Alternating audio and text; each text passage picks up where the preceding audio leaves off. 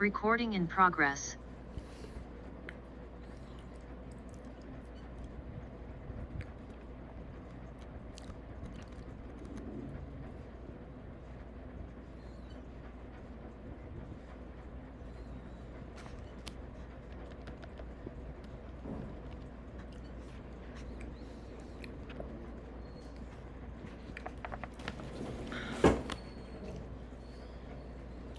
चले जाओ।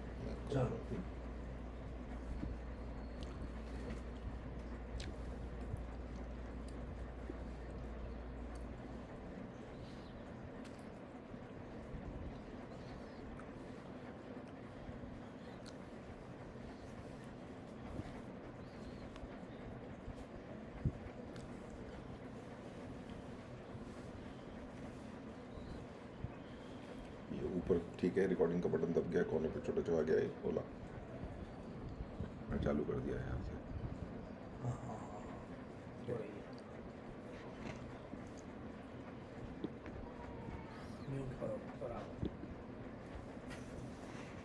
हाँ भी करूँगा मैं म्यूट। पहले तू कपड़े तो पहन ले यार।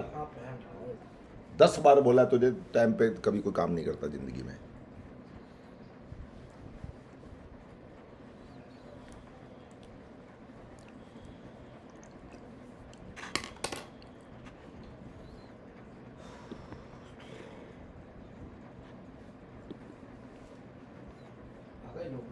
लोग आने चालू हो गए, मैं चालू कर दूंगा, बात खत्म नहीं आएगा तो नहीं आता है, आए ना आए मेरे को क्या मतलब है। मैंने को 10 बजे चालू करना है, दैट्स इट। जरूरी नहीं है ना मैं बाद के चक्कर में रखूँ, मैं प्रॉमिस नहीं कर रहा, मैं लिंक दूंगा बाद में। दूंगा, वो एक अलग बात है। किस वजह से नहीं हुआ तो क्या करोगे फिर?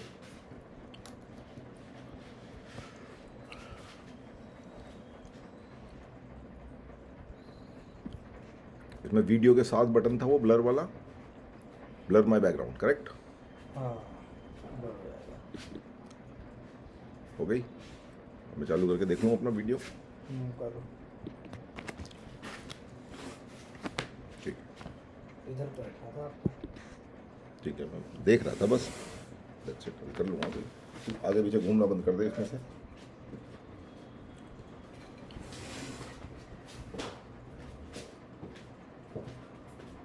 टेप लगाना चालू कर देना उसमें, कोई सा भी लिफाफा मिले उसमें डाल दो।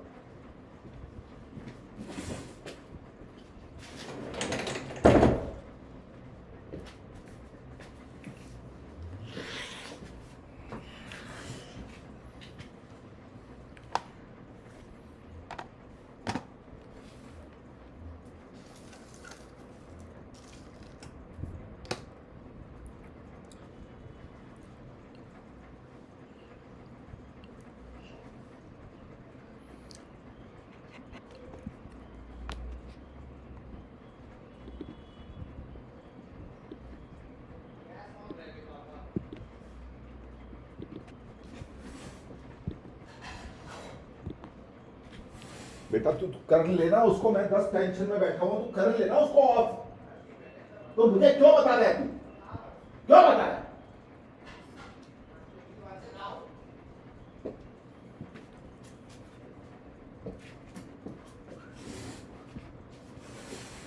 मैं काम करने जा रहा हूं तब तेरे को बतानी होती है सारी चीजें, जब कोई काम करने जा रहा है।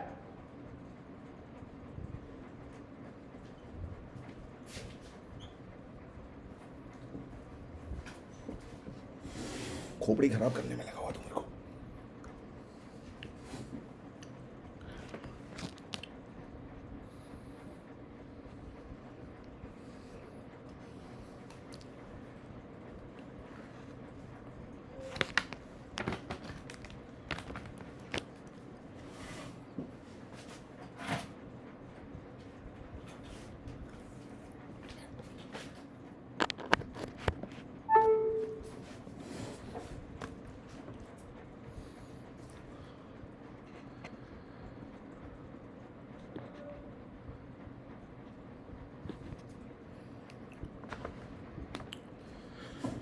So, good morning, gentlemen.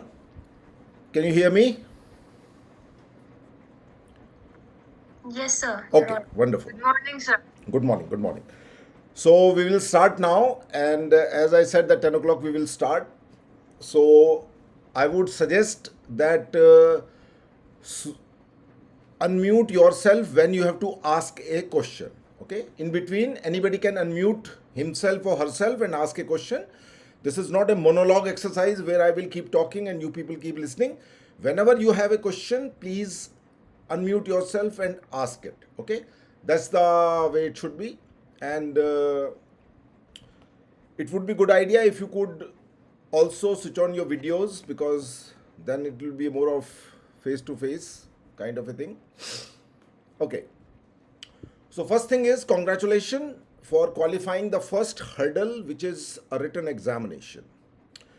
Now let me just quickly check the number of students who are being qualified in terms of total number of applicants which are going to be there.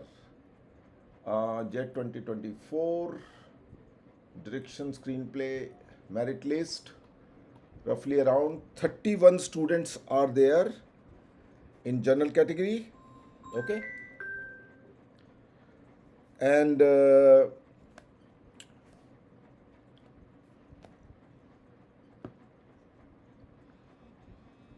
one second. Hello बेटा, आपको email आया होगा, आपने email check किया आपने?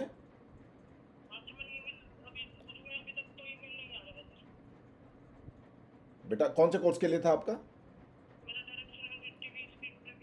हाँ जी, आप, हाँ, आप अपना ईमेल एड्रेस बोलिए एक बार दोबारा से। एक मिनट दोबारा बोलिए। हाँ जी, मनी प्रताप 548। हाँ बेटा, जेट ओरिएंटेशन क्लास 10 भेजा हुआ है यहाँ पर हमने 14 तारीख का। एक तो और 1 सेकंड का टाइम दीजिए। और ये 10 बजे क्यों जागते हो तुम लोग, पहले क्यों नहीं जागते हो? डायरेक्शन ओरिएंटेशन क्लास भेजी हुई है बेटा, 12 अगस्त 10 बजे की क्लास भेजी हुई है आपके ईमेल में। आप अपना मेल बॉक्स चेक करिए।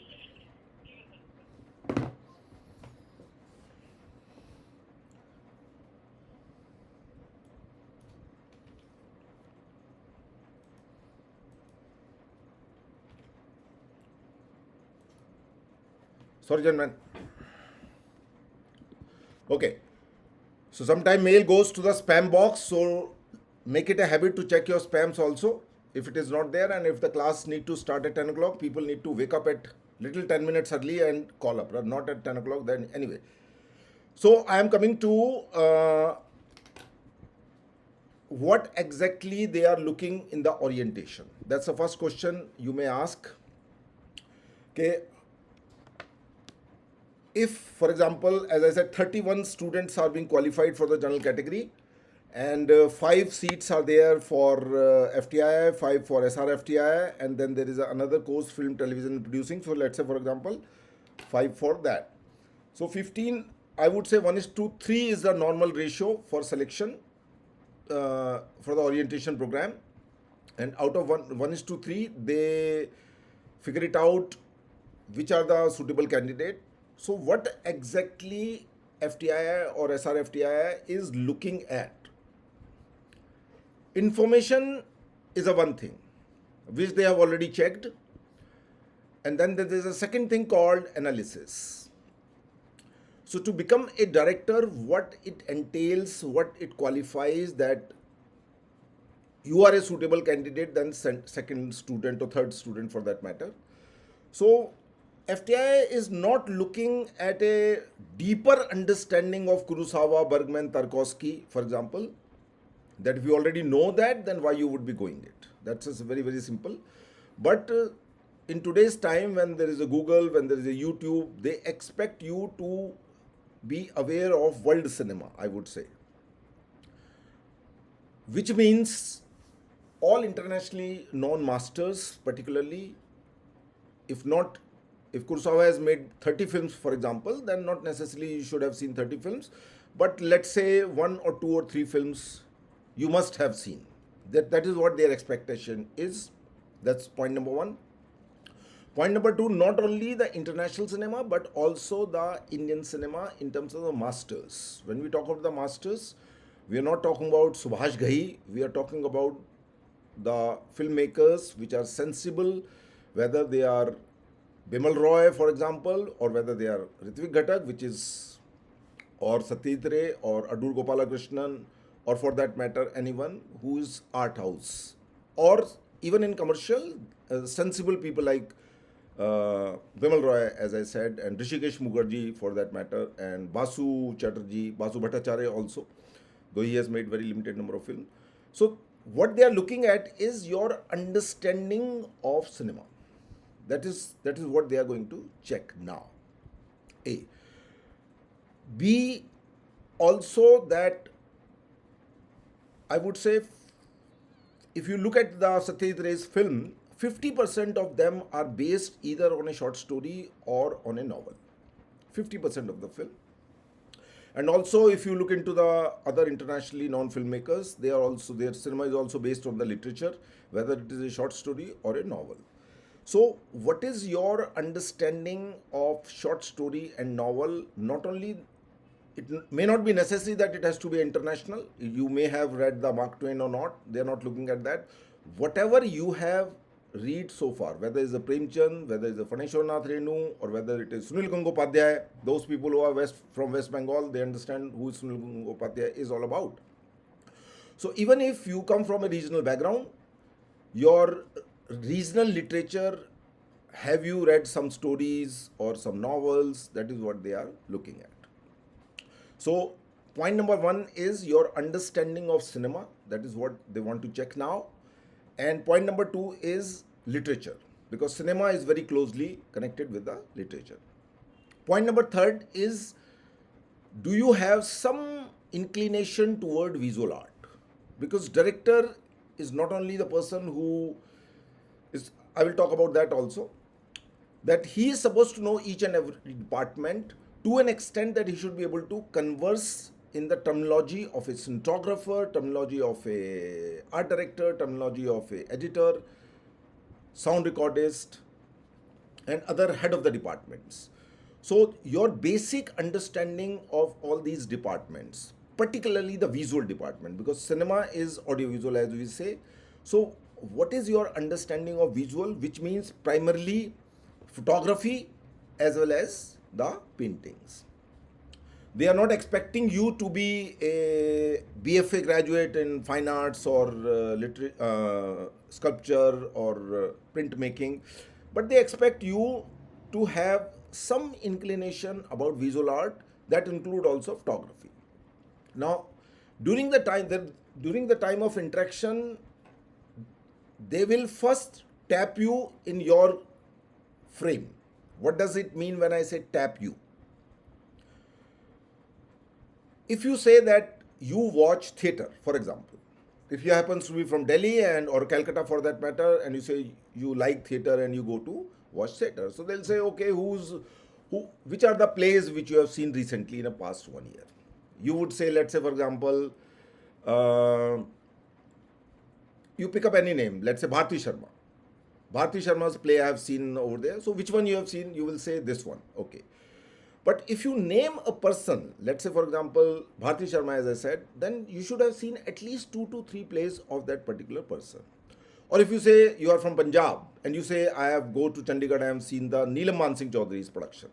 So at least you are expected to be aware of 2 to 3 plays which you have seen, and then they will, any of those people would definitely be somebody who has an interest in theatre, and then they will slowly will ask you which play, and then they will specifically ask you what was there in that production which distinguished Neelam Mansingh Chaudhary from other people.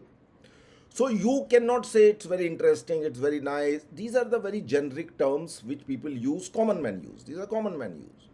But you going to be a filmmaker, they expect you to be very, very specific. That's the point number one. Don't beat around the bush if you really don't know.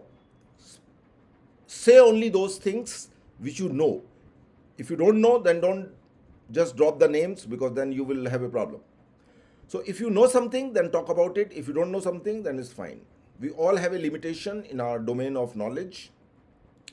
But as I said, that the visual art could be, if you say you like the photographs or Raghurai for that matter. Now, if you say Raghurai, then Raghurai has 4 or 5 books to his credit, and they may ask you choose a particular photograph and discuss that particular photograph with us.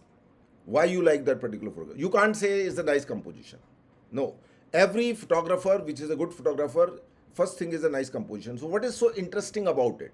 When you talk about the composition, what are those elements? So being a director, you cannot say, no. This is the job of a cinematographer. I am least bothered about the composition. No. On the set, it is a director who decides the composition of the frame, not the cinematographer. Remember it. Many of you should understand that as a director, your sense of composition is the first thing on the set. Because once you're going to take a shot, first thing is what will be the frame. How the shot will be taken, that is a decision to be taken by the director, not by the cinematographer. Cinematographer would improvise that frame.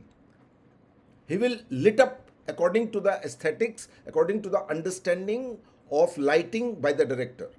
Director may say that, for example, my face could be a flat. It cannot be, I do not want a key fill. But he will say, okay, I want a key and fill. And he would say, I want a hard key and fill because the light should be coming from a window. So it's a decision by the director, not by the cinematographer. Cinematographer would improvise, execute the plan of action, what the director conceived. So your technical understanding. Technical understanding, they may ask you about framing, for example. Let's say, for example, if you wanted to emphasize on a particular object, how you would frame, what is the most important point, you will take care of it. Now, this question, it might look like to be asked by a cinematographer, but no. They would like to understand your technical understanding. If you say you love photography, for example, if somebody says, what is your hobby? You will say, I do photography. When you say I do photography, it means not normal photography which every Tom, Dick and Harry is doing with his mobile phone. Your composition should be different from the one which is layman. That is what a expectation is when you say I'm a photographer, or my hobby is photography, or I have a DSLR camera. I have done some course in photography, maybe from physically from somewhere or maybe online. So whenever you use anything, whenever you open your mouth, be very careful that you should have a understanding of technicalities related to that. So if you say let's say for example, I have learned photography, so they will say, okay, do you understand what is depth of field?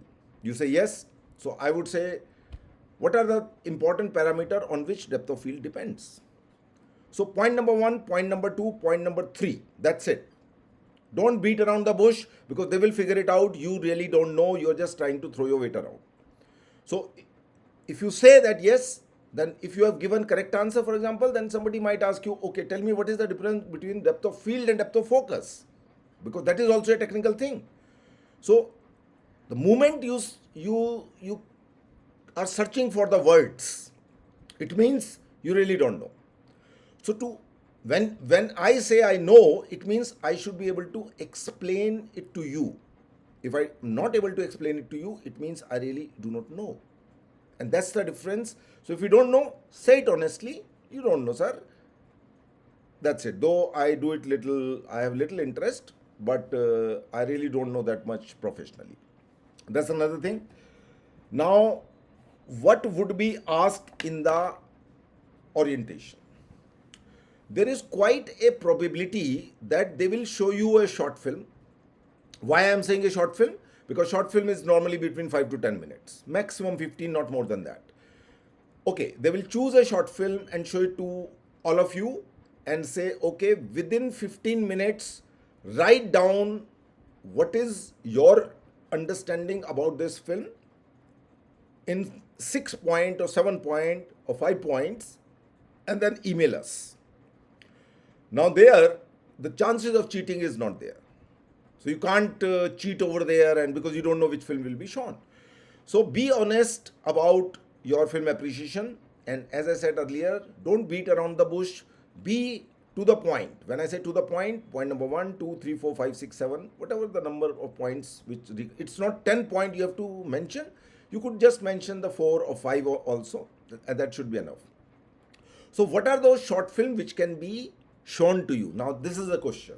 Now there are certain cult film all over the world which are textbook films which are shown in the FTI, SRFTI and all over the world. So I'll shoot a list of short films to you. Preferably, I will also find out the link from the Google.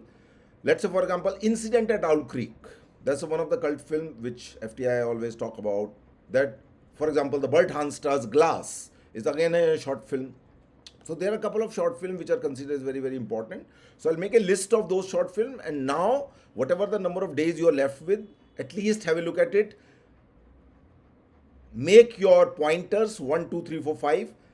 What is so great about that film? And as I said, be specific. Don't say story is very nice. Don't say compositions are very nice. Acting is very good. These are generic terms. Very, very general way of defining things. Be specific. So I will send you a list of let's say around 5 to 10 films which you must watch, and be ready in terms of pointers that if you are lucky, I would say, then if any of those film comes, then you're already prepared. But it can also happen that they might choose some contemporary film which you may not have seen it. So at that particular point of a time, you have to pay your attention that while watching those films, it will not be shown again to you. So be careful and immediately keep writing small things on your notepad, and then you jot down those points and shoot it across to you. So there is a possibility that they will show you a short film to talk about. They might show you a scene from a particular film, okay, and ask you to discuss that particular scene. What is so great about it? Now, it can happen that there is a context of that film is required, but they would choose a scene which may not have a context with the entire film, because you may not have seen the entire film. But you should be able to notice something specific which these people want you to be able to notice. So that's another thing. They might show you a scene. They might show you a painting, which is a well-known painting by any painter. There are roughly around 100 important international painters, which now it depends upon your preparation so far. It cannot happen within 5 minutes that you will understand those 200 paintings, one by each, and then one could come. So far, if you have been inclined toward the painting, you must already have some information about that, and that would be relatively easy. But if not, then within 5 days you can't look into those 500 or 1000 paintings by 100 painters. So that's expectation that a painting could. So maybe meanwhile, just pick up a book which will describe how to analyze a painting. So maybe you could quickly able to choose those things according to those guidelines and mention about those 1, 2, 3, 4, 5. So it could be a visual analysis, which could be a painting or a photograph. It could be any image for that matter. I will send you a image which is one of my favorite image to evaluate somebody's intelligence. I repeat my word, evaluate somebody's intelligence. It's a Amul Butters advertisement which is meant for public. Remember it always. Amul has a particular style of advertising which pick up the contemporary event, whatever the event is happening, and then they will make a cartoon out of it, and then that cartoon you can see it all over the hoardings. But the one which I have chosen is really, really tricky. Why I'm saying tricky? Because you should have some understand. You should be able to identify the characters. Sometimes people are not able to identify who are these 3 film stars and why all these 3 film stars are there in that particular thing, because there is a reason behind it. So I will send you that image of a cartoon. I would not say cartoon, but it's an advertisement which is of a cartoon style of this polka dot girl, which is Amul's favorite girl, which is always there in that hoarding. So it could be just a hoarding. As I said, that the advertisement. Some of the advertisement are really, really intellectual. I would say, when I say intellectual, when you watch it first time, you may not be able to understand what this ad is all about till you wait till end what this advertisement is all about. So they might choose some international ad, and then they will show it to you and would ask you to write. I would prefer that because there are really some interesting advertisements in which You should be able to catch something which you are not able to catch it if you are not really pay attention to that. And that also require certain kind of training to be able to understand, which I prefer to call it as a subtle and nuances. Everywhere, whether it's a visual or whether it is even in audio, that's a sound design part I would be discussing with sound people only. But yes, there are certain things which could be related to the sound also, which could be related to the visual, which they expect you to be able to understand and mention that. Then there is, you say, let's say for example, I love short stories and I read a lot of Hindi literature. When you say lot of, it means they expect at least 5 to 10 different authors you must have read. So they might ask you, okay, which is your favorite one? You say Phaneshwar Nath Renu, let's say for example. So the moment you said Phaneshwar Nath Renu, now you are stuck in your own trap. Because now you can't say, okay, oh, I don't know. You have said that you like Phaneshwar Nath Renu. So now, if you do not know and you have thrown this name, then you are gone. Why? Because now you will be slowly will be zeroed into a point where they will check whether you're just throwing your weight around or you really understand. So if you say Phaneshwar Nath Renu, they'll say, okay, have you seen the Tisri Kasam?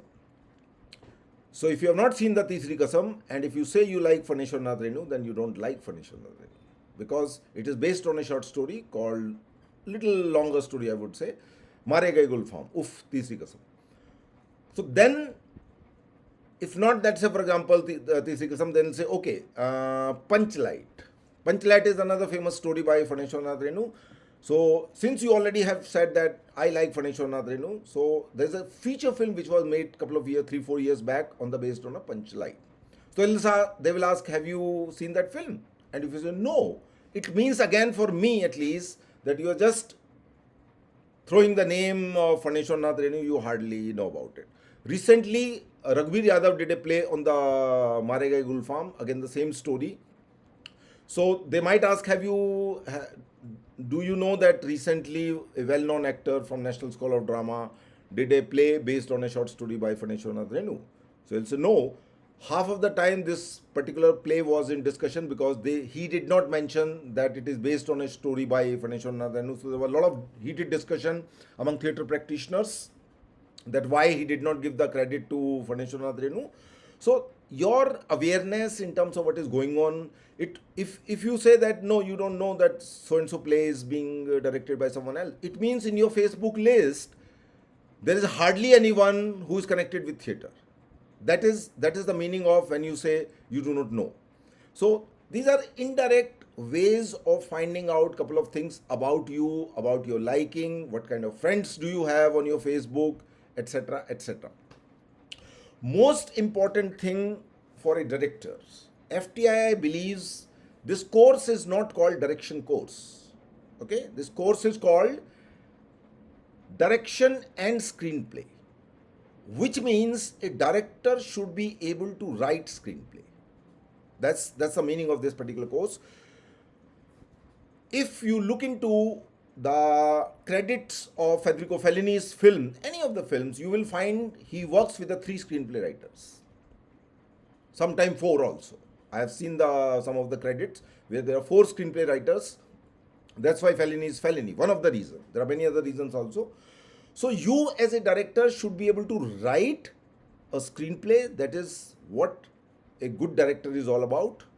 And that's what they are also going to check, that your writing capabilities. Now there are 2 kind of student who would be here. One, those who are applied only for a script writing course, which they call it as screenwriting, and those who are direction and script writing.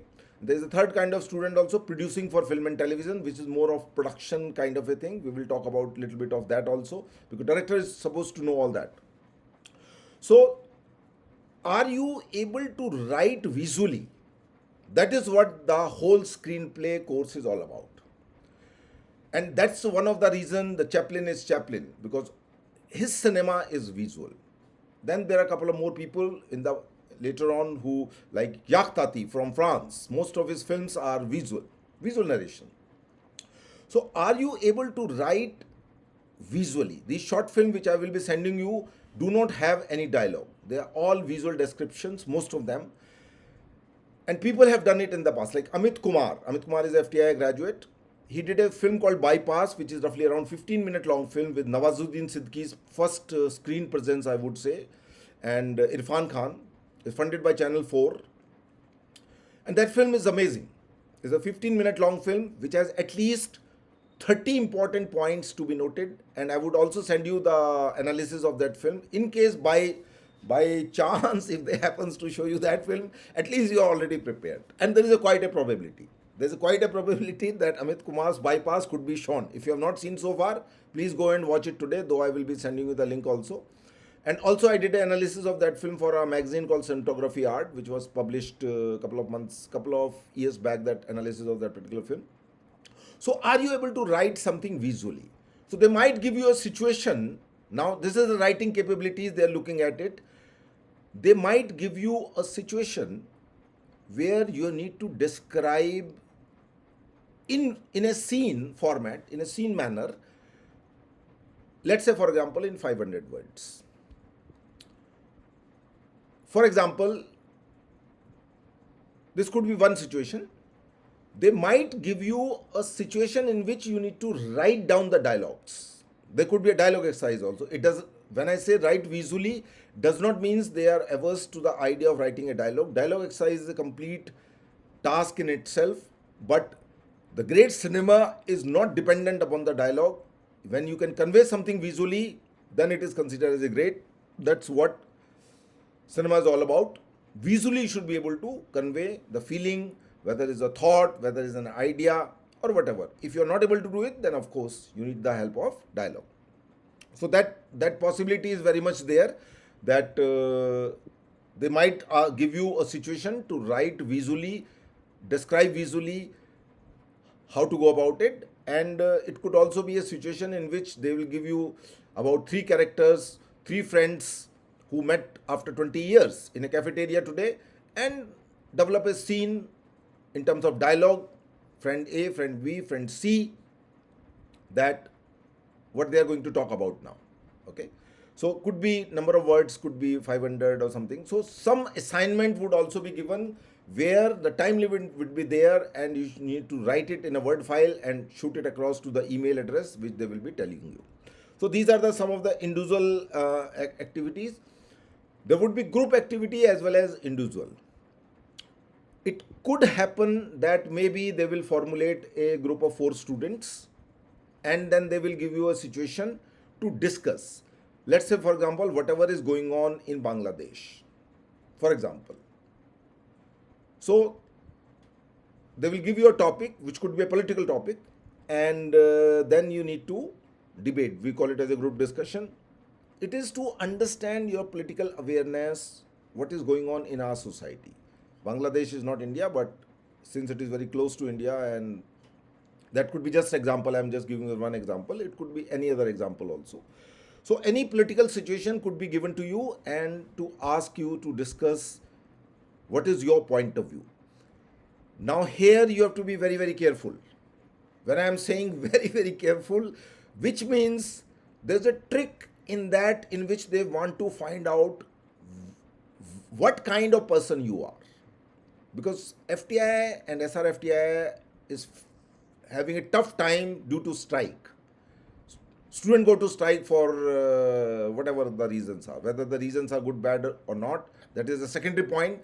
But if they felt that you could be one of those students who might create a problem in FTI, then they will zero in as a negative. This is, be careful when you open your mouth about anything which is political.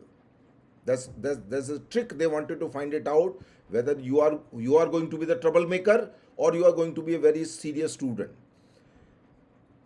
At this given point of a time, you have to be little careful about your personal political opinions. And if you say something which will give them a feeling that this boy or a girl for that matter is going to be a problem for us in the future if we take it, then you are out, despite the fact you have all the understanding of world cinema, you have gone through all the painting, you know them by thoroughly, all your intellectual hard work and your understanding is on one side. The moment they felt that you could be a troublemaker in terms of political point of view. So if there would be a situation where the political discussion is expected from your end, be little careful. Don't give such a hint that you are a person who could be a problematic for them, and that's where you might slip out of those selected candidate if they felt that you are a politically very radical and could be a problem for them. That is what a careful what not to do. I remember when I went to FTII, one of my friend who was in NSD in those days, he asked me a question. I asked him a question that what should I, how to prepare for interview and all that. So he said, look, one thing very careful. Since I know you from college time and I was involved into the college politics and I was also a vice president of the student union, he said, don't mention that you was a vice president in the student union. I said, why? He said, FTI, at that particular year, there was a strike and the session shifted from July to January. So he said, the moment you say that you are a vice president, you was the vice president of the student union, it means you are politically very active. And they don't want those politically active people. So you have to be little careful in terms of political things. These are the basic information I have written down. Now I would give a little small 10 minutes or 5-minute lecture. What exactly, you may have your own understanding, but I will give you my understanding what a director is supposed to do. Of course, it is your script, or it is based on a short story and you develop it into a script, or it could be a script by someone else. You're going to direct, you're going to choose the actors, everything is done. Many a times it happens that some of the people are not able to manage things. They are not able to manage the team leaders, they are not able to manage the actors. So it is also your management capabilities. Beside your creative abilities, management capability does not mean that you have to be MBA or BBA from some university. No. You have to be a little organized person. You should be able to handle the leaders who are leading the cinematography department, cinematographer, editor, sound recordist, or art director, costume designer. They are the head of the various departments.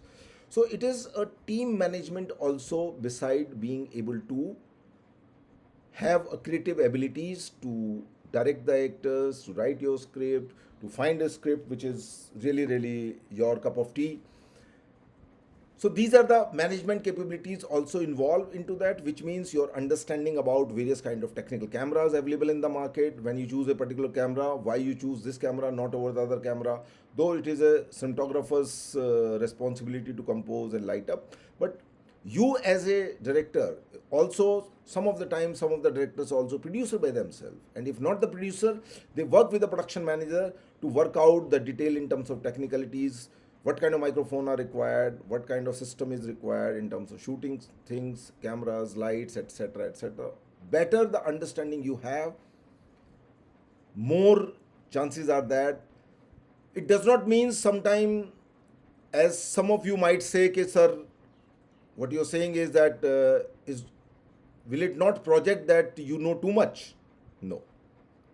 You have certain vague ideas about certain thing, but until unless you have not studied them carefully, you are not able to get into a debate on a particular thing. Let's say, for example, if somebody want to debate with me why Alexa is better camera than Red, for example.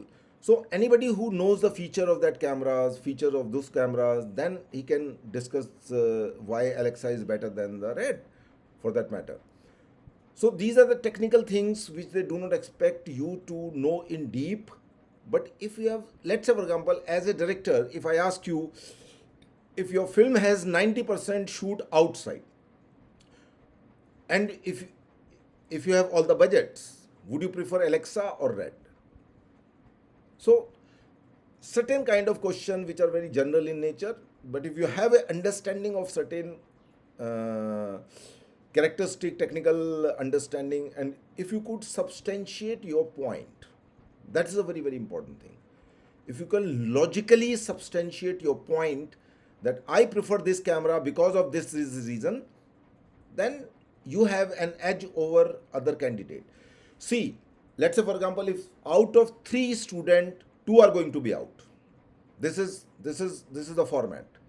Not more than certain number of student can be taken in. So question is how you are going to project that you are a better student than others. Not forcibly, not trying to find some intellectual language to impress someone. Be what you are. If you know something, you say. If you don't know something, you don't. As simple as that. Your way might differ in terms of saying the things, but this is in brief. Now you ask these whatever doubt you have in your mind, and unmute yourself as well as unmute your video also, so that I should be able to find out who is asking a question. That's it. Though as a teacher I can keep going on and on and on, it will not serve the purpose till you ask also your doubt. There's another lecture of 1 hour in which I mention pointers which are good for everyone, which I will discuss then only. But this particular class is meant for script writing, direction people, and producing for film and television. These students who are for producing, it is more of a job of a production manager, producer, online producer. There's a one particular video which I will be sharing with all of you, which is about various titles. Let's say online producers, you must have heard about these names. Um, Executive producer, producer, co-producer. So what exactly is the difference between all these names? I'll be sending you a video of roughly around 2 hour class in which one of the guest faculty who conducted this class to our direction student. That's a very useful for those people who are for the producing thing. So that will help them to understand little much more. But as I said that if you ask a question and then should be able to answer, then it'll be much better. So please start now.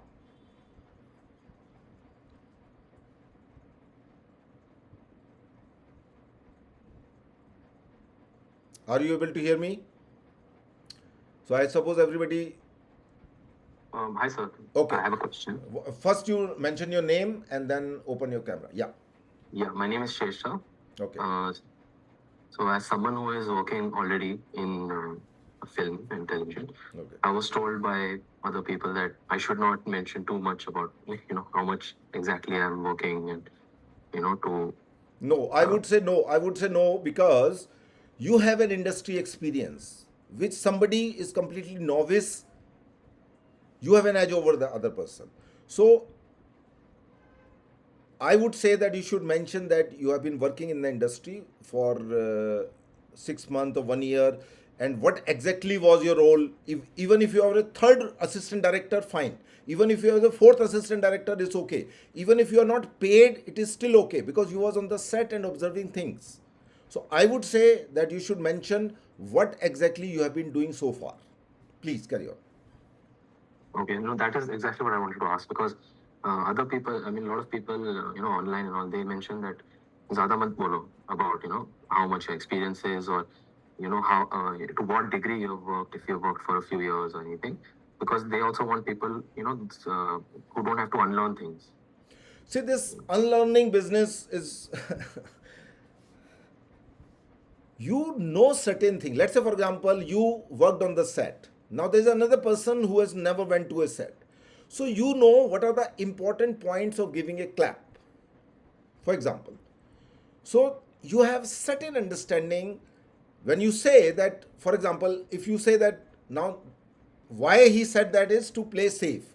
Now if you say that you have worked on the set, I would say tell me 5 important points about giving the clap. Okay. Now this question I may also ask to someone who is completely new, but it is expected from you to be very, very precise in your answers. The point number 1, point number 2, point number 3, point number 4, point number 5, because you have been over there at least for 30 days.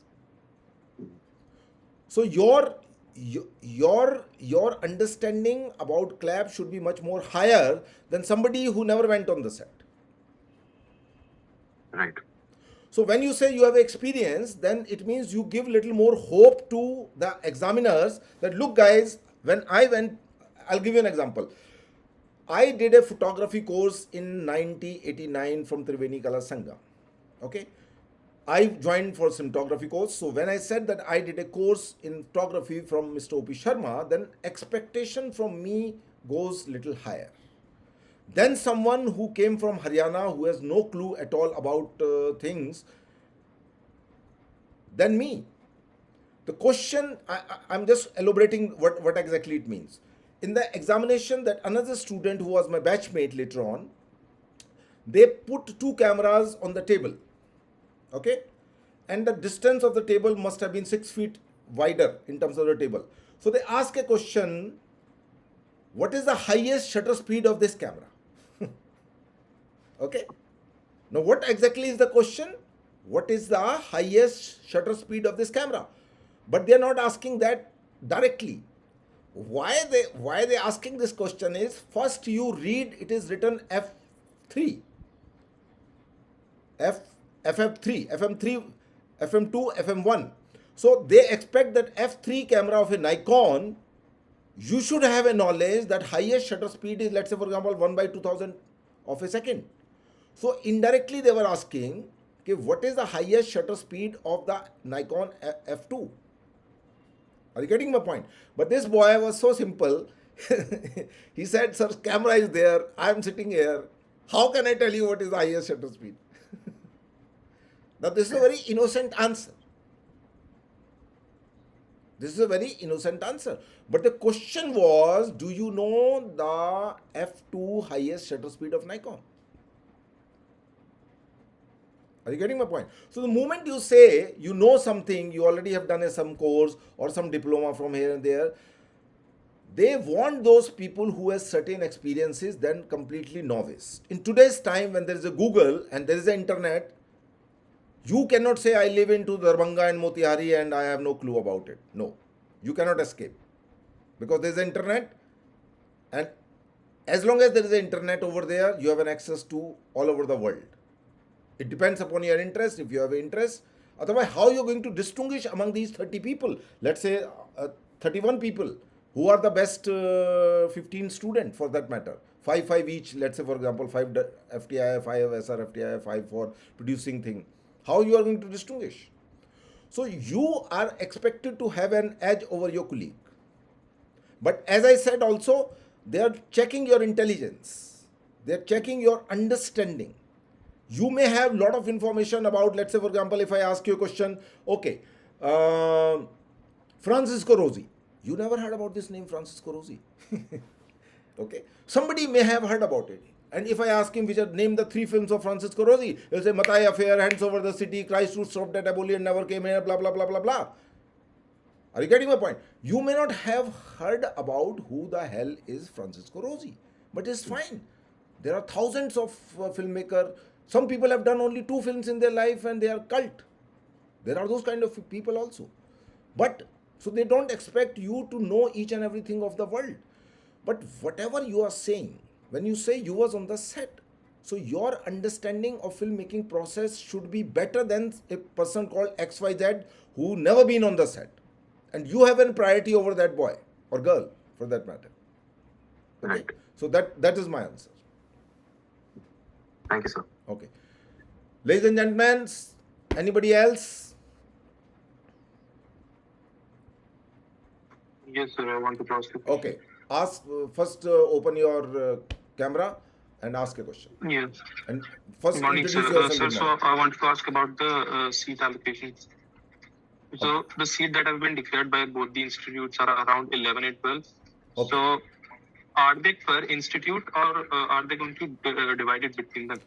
For example, in FTI's website, they have declared 11 seats. So are they going to divide them among themselves, like 5 for FTI, 6 for SRFTI, or are they for each institute, 11 for FTI or 11 for See, SRFTI? if you look at it carefully, it's a very simple explanation there, but there could be a question. There will be allocation system since last year has changed. Earlier, what used to happen is SRFTI will have a different orientation and FTI will have a different orientation. SRFTI would have first, let's say for example, then you choose the seat over there, paid the fees. FTI still has not declared the seat. So you have already paid the fees over there. Now you're stuck because your priority is FTI, for example. Then you get your refund from there. Till you get the refund, your money is still stuck over there. But now that discrepancy, I would say, is over. Since it is a joint entrance test, since all the lists are being declared combined, so you will have a choice as per your. Now the evaluation would happen on the basis of orientation. Now 2 things you need to remember. your marks in the written exam and your marks in the orientation and interview. I would say the marks in the written exam has a lesser weightage. They might have said something else also on the website than what exactly you are, because now they are going to talk to you face to face. Also during the time of orientation, there would be a individual interaction with you, there will be a group interaction with you, there might be a interaction with the group of 4, or overall everybody should not be there, but I suppose it will be a good idea to have an interaction with the 4 student and then individuals. So the marks, overall marks will be calculated based on your written exam. That weightage would also be there. More weightage would be your personal interaction now. Interview is primarily to be zero in that whether are you going to be a problematic student or not. I'm telling you honestly, that is what FTI is more bothered about it, particularly a director. Director FTI, SR FTI is much more concerned about. Rest of the thing is already being checked by the faculty members. Your written capabilities are already being checked. Now they wanted to check whether you're going to be a troublemaker or not. That's the one thing they really are looking at, which I told you already. So overall marks will be calculated, and then they will decide a priority. Now let's say for example you are the 3rd in that list. So your first priority would be the FTI or SRFTI institution. Okay, then you say I prefer SRFTI for example. So your preference is clear. Then if you have applied for both the courses, you have applied for producing and film and television also, and you have applied for this particular course also, then you need to choose this. Are you getting my point? Accordingly they will allocate the seat, so that that problem which used to happen earlier, that you are stuck over there in institution A, now you wanted to go to the institution B, so that thing would not be there now. I hope I answered your question. Yes, you answered my question. And one more thing that I wanted to clear was both the institute have 11 seats. But for the out same of that, course, right? listen to me. Out of that, 5 seats are meant for general student, 3 are meant for OBC, 1 for SC, and 1 for ST. That is the normal ratio of 10 seat. If there are 12 seats, Yes. then it will be 6 for general category, then 3 for OBC, 1 for SC, ST, and 1 for other category is there that I'm not able to understand. I'm not able to remember Yes. the name. So the JET will basically. There will be separate list. For list for the SC candidate would be separate, ST candidate would be separate, and general category would be separate. There will be separate list for all the candidates. So actually not the reservation I'm talking about. I'm talking about that overall there will be 11 students selected for FTI and 11 for SRFTI. Correct. Right? When the entire procedure is complete. Correct. That's what I wanted to. Correct. Okay, Whatever you, the number of seats are there, accordingly they will complete that. Okay. Thank you. Yes, gentlemen. Anybody else? Good morning, sir. Good My morning. name is Kanupriya. Okay. Yeah. I would like to ask if you have any specific tips or information regarding orientation and interview for screenplay writing. Okay. As I said, it depends. In script writing, if you honestly ask me, the whole script writing course, you can pick up any book which talks about the, I would not use the word grammar, but I would use the word format. Let's say, for example, characters, conflict, Act 1, Act 2, Act 3, etc., etc. That's a format. You can pick up any book on the script writing and you will understand that. What you are not going to understand from that book is what is the idea. I go to Fab India and there are 20 colors. I choose this kurta, for example. You choose something else. Third person choose something else. That's my aesthetic taste. That's your aesthetic taste. It is all about idea. It's all about idea. For example, if I say there's a short story I read many years back, and the story's name is Ghadiyon Ki Hartal. Watches. One day, all the clocks in this country goes on strike. It's very surrealistic kind of a topic. Now develop a story. What I said is, all the clocks in this country only, not abroad, all the clock in this country goes on strike.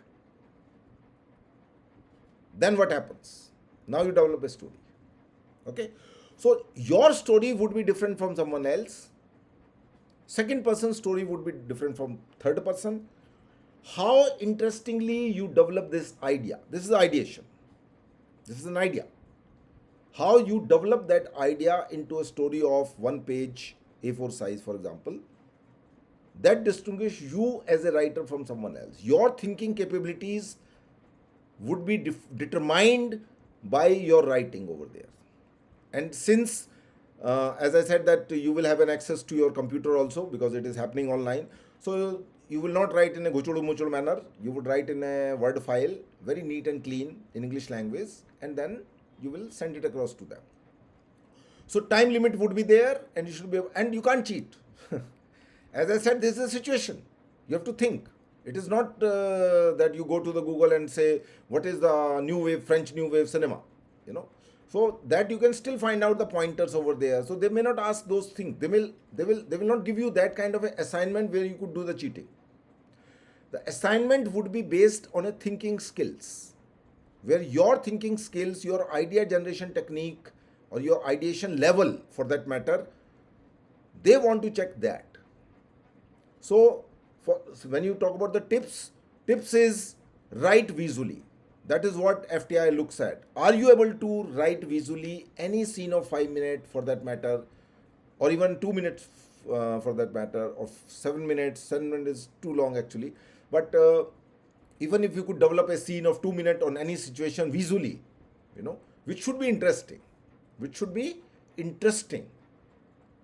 that is what they are looking at it. So try to be very, very concise. Don't elaborate unnecessarily. That's a one point which I wanted to mention. If you need to say something which can be said in a one sentence, don't use the 5 sentences, because they have given you a limit of 500 words. No. So be laconic, be very precise, be very focused, be to the point. Very often I say, people, tell me in a one sentence what you want from me. Let's say, for example, if student comes to me for something, I will ask them this question very often. Tell me in a one sentence what you want from me. He say, okay, sir, I want my extension of 3 days shoot to 4 days. I say, okay, granted. So precise, very relevant of course, and don't use too many sentences to say something which can be said in a one sentence. That's what I want you to understand, that it should be minimum number of words to say something which you would use otherwise. A. B. Before you say something, if you could include some humor into it. Humor is very difficult to include in writing particularly. Say, for example, if I want to say that some people are stupid and some people are intelligent. Let's say, for example, this is my thought. Now, this is a very ordinary way of saying it. Some people are stupid, some people are wise. But if I say the same thing, some people are wise and some are otherwise. So I said the same thing. Now, otherwise people also, what I'm trying to say, are fools. But otherwise people would think we are also wise, but we are a little less wise. But indirectly I am telling them that you are fool. So this is how you say something interesting is a way of dialogue writing, I would say. So if a situation is there in which they will ask you to mention things in a dialogue. I'll give you another example, an interesting example from a film called Aadhar Shila. Aadhar Shila is a film which is directed by Ashok Ahuja. He's a FTI graduate from 1975 batch. A very, very interesting film. Not many people have seen. This is a film made in collaboration with many graduates from National School of Drama and FTI graduate. Film starts from the FTI itself when Nasiruddin Shah comes out. It's a story of how a director goes through the struggle to become a director. Now there is a situation over there in which Nasiruddin Shah has taken a right of a short story from a writer, and now the writer has sold the story to someone else also because he got more money. Okay, now this is the situation. So Nasir comes to this writer again. Devkinandan Pandey is the name of that person who played that actor. Devkinandan Pandey is a big name in the world of radio, and there was a time in 70s when you open the radio, you will hear that अब आप देवकीनंदन पांडे से समाचार सुनिए. Devkinandan Pandey was that big a name. So Devkinandan Pandey played that character, and Nasir goes to confront him. Why did you sell the story to someone else while you have given a commitment to me? So now the author has no face to show to him, but again, this is the situation of the dialogue. I'm talking about the dialogue writing. So he says कि when Nasir, after some discussion, Nasir is about to leave, he says आप अपने ये शगुन के पैसे लेते जाइए. Devkinandan Pandey says कि आप ये शगुन के पैसे लेते जाइए. This film I have seen 15 years back or maybe 20 years back. I still remember that dialogue and very often I quote this situation. आप अपने शगुन के पैसे वापस लेते जाइए. So Nasir says, now is the Nasirun Shah's dialogue. He says कि हमारे यहाँ शगुन के पैसे वापस नहीं लिए जाते. Till this point, it's an ordinary dialogue. Anybody can write it. Now comes the profoundness. So Devkinandan Pandey says, तो फिर मुझे देवी माँ के चरणों में चढ़ाने पड़ेंगे. तो मुझे फिर देवी माँ के चरणों में चढ़ाने पड़ेंगे. That is the dialogue of Devkinandan Pandey. Now Nasir says, now that is very, very difficult to write. Very, very difficult to write. He says, yes, अगर देवी माँ स्वीकार करे तो. तुमने तो अपने पाप धो लिए, मंदिर में जाके चढ़ा दिया वो 11 रुपए या 101 रुपए, बट देवी माँ ने स्वीकार किया कि नहीं किया तुम्हारे पापों का प्राश्चित, that depends. So this is a profoundness of dialogue writing. So though when he says कि अब मुझे देवी माँ, तो फिर मुझे ये देवी माँ के चरणों में चढ़ाने पड़ेंगे. Now he has won over the Nasir. Now Nasir's dialogue is again won over him because he says कि अगर देवी माँ स्वीकार करे तो. Are you getting my point? So they might give you a situation where you might have to write only 6 lines. But out of that 6 lines, 1 line which you're going to write or 2 lines which you're going to write should have that profoundness in dialogue writing, for example, or maybe the visual writing. People say, wow, kya baat, you know, that should come out. And people who are over there, who are the faculty, they may not be successful people in the industry. That's why they are teachers, but that's none of your business.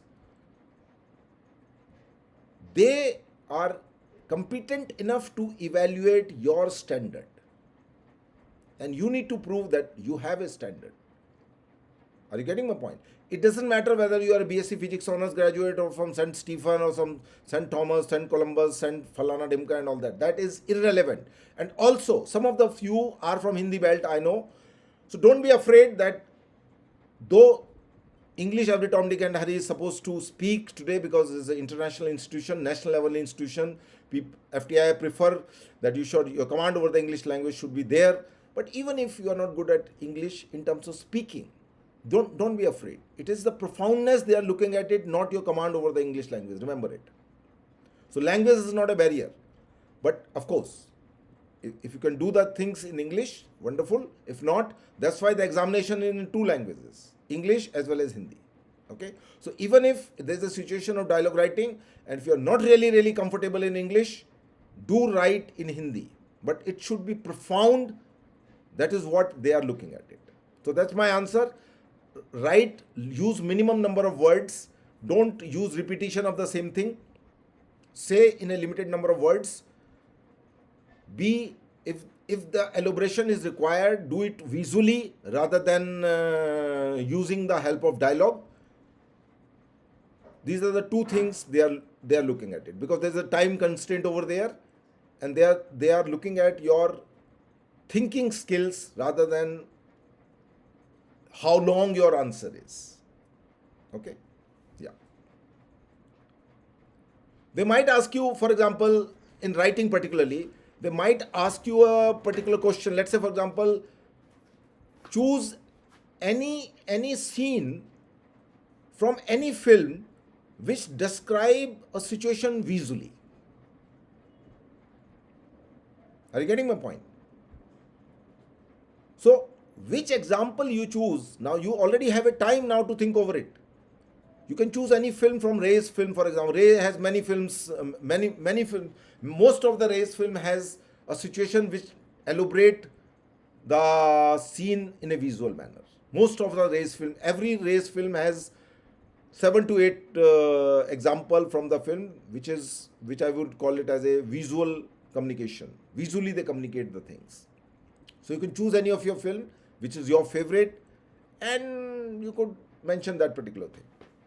So that's another thing you can keep handy, because still you have a time for 4-5 days. For your, I think 19th they are starting the orientation for most of the courses except cinematography 3 years, as well as acting. They have not. They have to do the orientation first. So it's like that. Anybody else? Thank you, sir. Pleasure.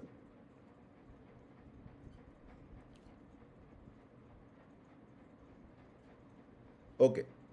Good morning, sir. Good morning. Sir, are we supposed to submit a short film over there in the orientation?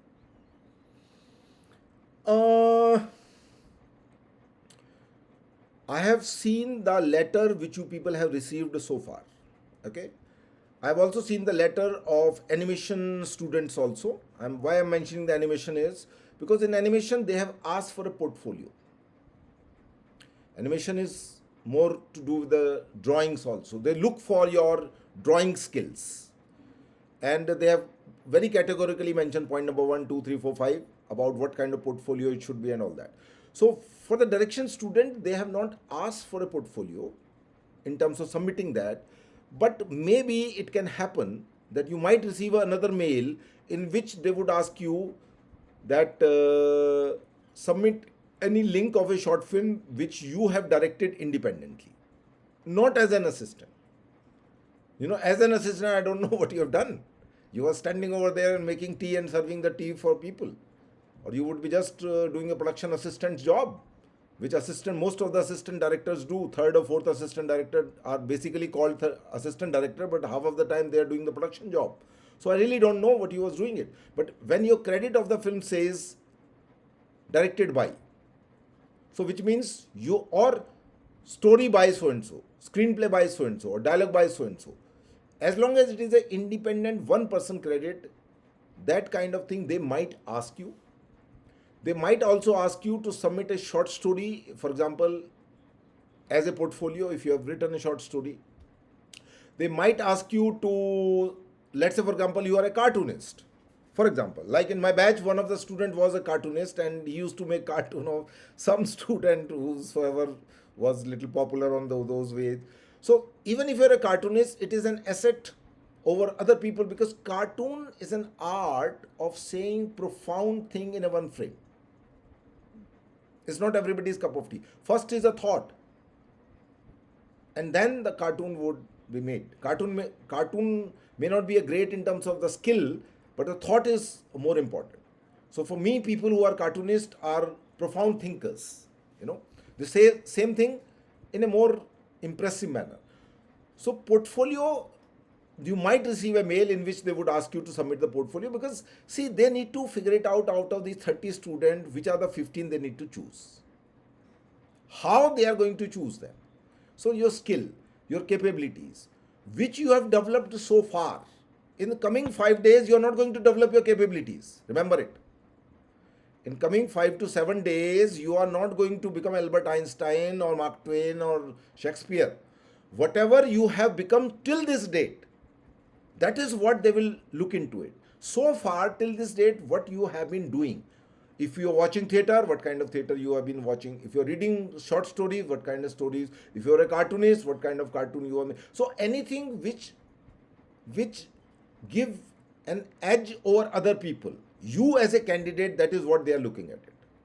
So portfolio they might ask, but even if you have no portfolio at all, it is still fine. Even if you have not directed a short film, it is still fine. If you have not written a short story, it is still fine. They will still, even if you do not submit any portfolio for that matter, it is still fine. Maybe somebody who has submitted a portfolio and his film is worse.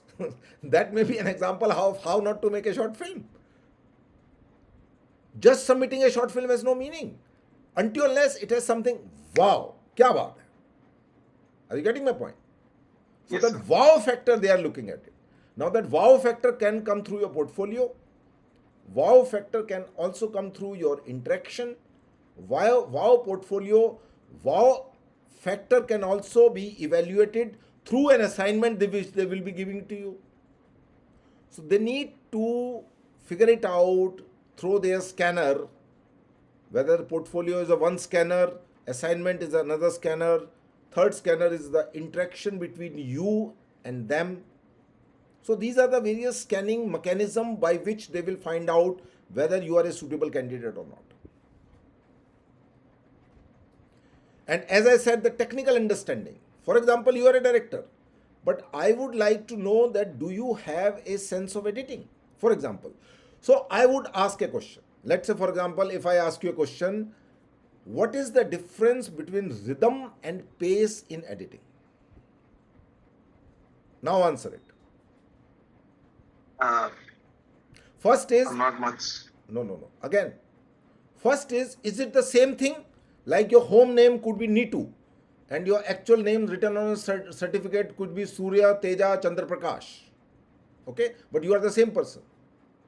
So pace and rhythm could be the synonyms to each other. My first question is this: is it the same thing, pace and rhythm? No, they're not. They're not. Obviously, they're not. No. I don't know.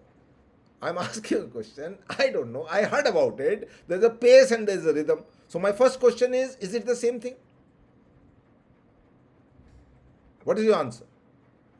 No, they're not. They're not. So if they're not, what is the difference? That's my second question. I don't know. I'm a novice. I'm a BSc graduate. I know quantum mechanism and individual Schrodinger. I just heard from somewhere that there's a pace and there's a rhythm. Are you getting my point? So now my second question is, what is the difference between pace and rhythm? I'm asking a question. Now is a mock interview happening. Okay. So since everybody is silent, either they are encyclopedia or they have understood, they have no question. But since you are there, you got stuck now. So let me do a mock interview session with you. So what is the difference? From the little editing that I have done, Don't say from my point of view, whatever little I know. This goes without saying. See, I'll tell you something very, very strange thing. I worked in the Bombay for 12 years. And if you ask me, Mr. Sharma, what it requires to become a director in Bollywood, tell me in one sentence. My answer would be confidence. If you have a confidence to convince a producer that you can create a miraculous film which will be blockbuster and you will make money, people would fund my film, otherwise not. So confidence is what required, not in terms of high volume. No. Confidence in the way you say things. Confidence is your tonal quality, whether you're still wavering or blah, blah, blah, blah, blah, blah, you are looking for words, or whatever you are saying in a simple word, you are confident. That should reflect in your interaction. So my question is, again I am coming to my question, what is the difference between rhythm and a pace? I'm not sure about it. So you took the reverse gear and run out. Yeah. This is my evaluation for the time being. Okay. Now somebody else, there's another girl who is also applied for editing. She has qualified the written exam. If she is in the interview, obviously she would be in the interview. So there will be many tricky questions. So these are the not tangible things. This is a pen. This is a tangible. But if I say there is a soul, soul is not tangible. Yeah. You cannot catch a soul and say, look, here is the soul in my hand.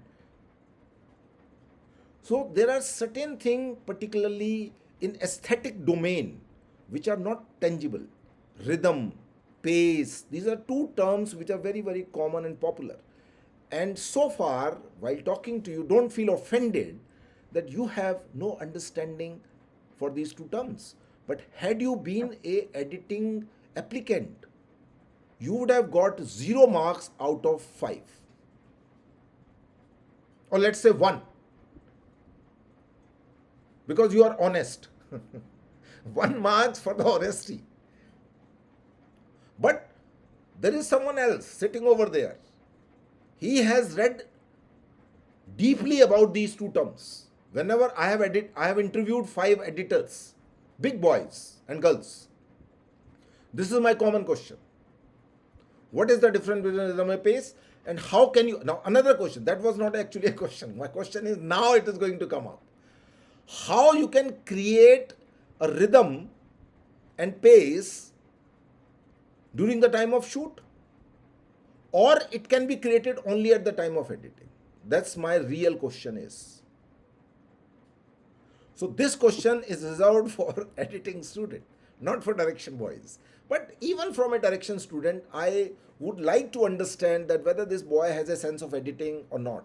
Some aesthetic sense about editing, a director is supposed to know. So director is someone who is kind of master in all these things, whether it's a costume design, whether it's a production design, whether it is a editing, whether it's a cinematography. Now you would be surprised. Vilmos Zsigmond, who's an Oscar-winning cinematographer, it is a statement written somewhere, I have kept a copy. He said, I stopped working with Steven Spielberg because he knows more about lighting than I know. It is a Vilmos Zsigmond statement. Oscar-winning cinematographer is saying that stop working with the Spielberg because he knows more about lighting than I know. Which means there's a problem. There's a conflict that he wants certain kind of lighting and I want to do a certain different kind of lighting. Though the composition would be directors, but lighting has to be mine. That is what any cinematographer would agree with. Yes, director would decide how the shot need to be taken. Shot taking we call it. But lighting has to be cinematographer's lighting, the way he would like to light up. Though the director can give the hint, I want a little hard light coming from the window, or it could be a soft light, outside it is cloudy, or whatever is going on in his mind. So my point is, I'm coming to your thing, portfolio. Portfolio is helpful for them to evaluate your capabilities, your intelligence, your understanding in general, whether it is literature, whether it is cinema, whether it is music. Let's say, for example, you say, I have done Visharat in Kathak, for example. Now, the moment you say you are a Kathak exponent, then you are stuck because you can't fool around now. You cannot say, I have not seen Shatranj Ke Khiladi because you are interested in the films also. That is a film in which Kathak is being used. So, there are certain things which are direct and there are certain things which are indirect. For example, you say, I have done bachelor in VFX and animation, now I want to be a director. They will say, okay. In the Shatranj Ke Khiladi, the first sequence was an animation sequence. Have you seen it? And if you say no, it means what you was doing for 3 years. 3 years, what animation VFX you was learning? If you have not seen Shatranj Ke Khiladi, where the opening sequence is in animation, so what have you been learning? Which arena or multimedia, Mac or some other nonsense institution you went? Are you getting my point? So the moment you say something, the expectation level goes high. You say I am a BFA graduate, for example. So whichever university you have done the BFA, it means your understanding about painting, about sculpture is much more higher than somebody who is a BSc Physics Honors graduate. Are you getting my point? But if you say I am a Physics Honors graduate, then also they will tap you.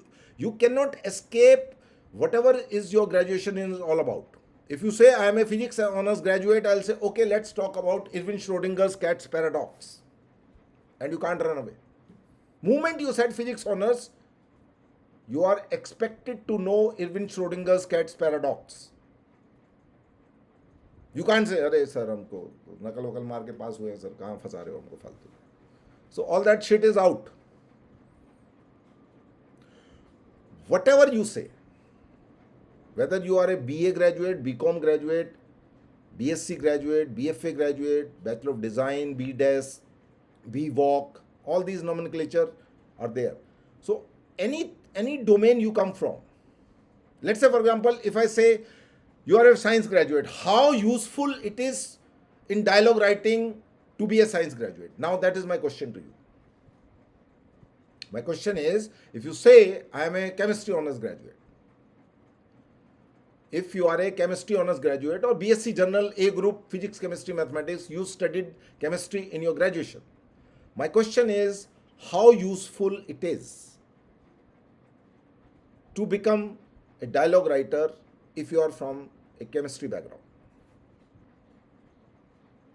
That's my question to you. This forming words. For me, I'm forming words.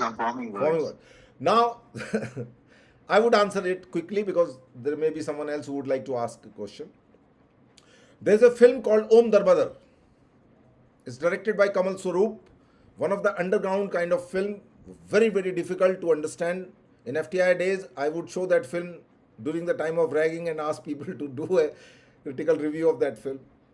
There is a dialogue in that film which I still never forgot. And dialogue is, nitrogen जो कभी urea है तो कभी protein. I repeat my sentence. Nitrogen जो कभी urea है तो कभी protein. In the structure of urea there is a nitrogen, and the structure of protein there is a nitrogen. So nitrogen जो कभी यूरिया है तो कभी protein, what he is trying to say is some element, something could be useful, something could be useless. Urea is urine, is useless. But when you say protein, protein is also milk. Milk has 24 kind of protein. Very useful. So useful versus uselessness of the same thing. So kind of dual nature.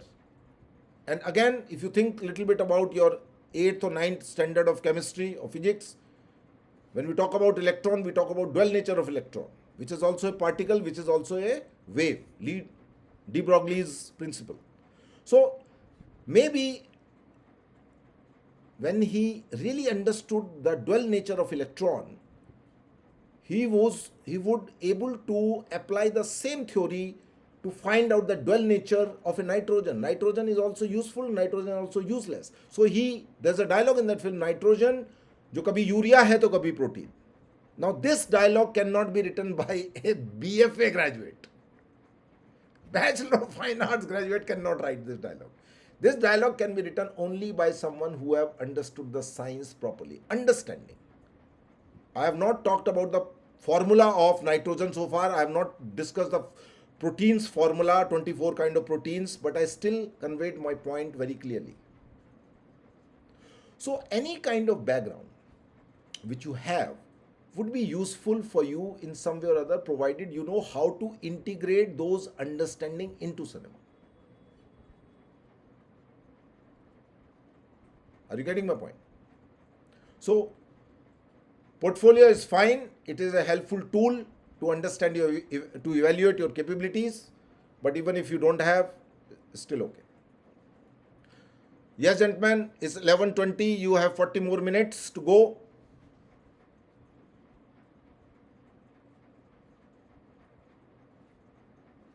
Hello, sir. Yeah.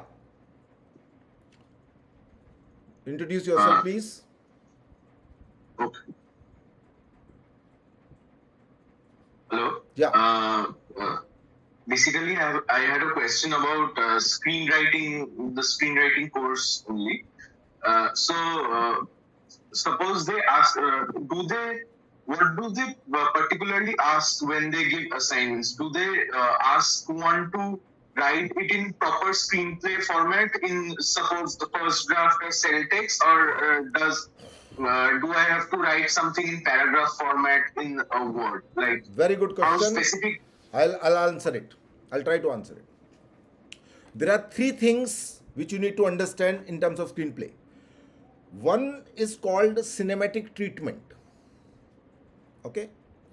Second is called a script. Cinematic treatment is a overall idea in a descriptive manner. I will give you an example. And then script is exactly what it is, which constitute character A name, then is dialogue, character B is dialogue, character C is dialogue, and their interaction, in a dialogue format. Treatment, I'm not talking about the Chaplin's film. Let's, for example, in general, the filmmaking I'm talking about. So, in treatment, you describe in general, which will make the picture very clear. If I'll tell you, let's say, for example, this is a Vasant Vihar and I need to go to D block market. I would say that you go out, then you take a right turn, then there is on the left side, there is a park, and then again you take a left turn, and there you will see a school which says kindergarten school, and then from there you take a right turn, and then you will see the D block market.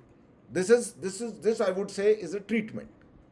I have described visually, and some came to your mind, okay, there is a garden on the left side, park is there, then you will see some kindergarten hoarding over there, and from there you have to take a left turn, where there is a corner, there is a chai wala is there, some landmarks and all that. So now the picture is very clear to you, right?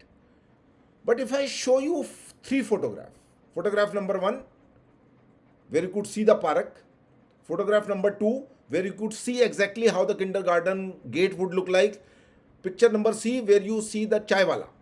Now it is exact. So if they ask you to write in a script format, then you could divide them in a character A, B, C, D, or they would give you a name of Radha, Sita, or Sham, or whatever characters are there. So first you need to understand what exactly is the question. If you do not understand that, then you're going to take a wrong path. So if they are asking you write a short story, then you need to describe that the way I have told you. Okay? Don't use the dialogues in the short story. Remember it. Don't say Sita said, says, and Sham said that. No. It's just a description, visual description probably, not the literary description. There's a difference between a visual description and a literary description. Phir usne socha. How you would show that? Something which camera cannot picturize is a literary description. Something which camera can capture. If you remember in a 7th standard when we were talking about convex lens and concave lenses, one of the difference is that the image is a real, another image is a virtual. So difference between real image and virtual image is the real image can be taken on a piece of paper. Virtual image cannot be taken on a piece of paper, but you can feel it. Are you getting my point? So real image and virtual image, this is a major difference I still remember after 30 years because I have understood that. Okay.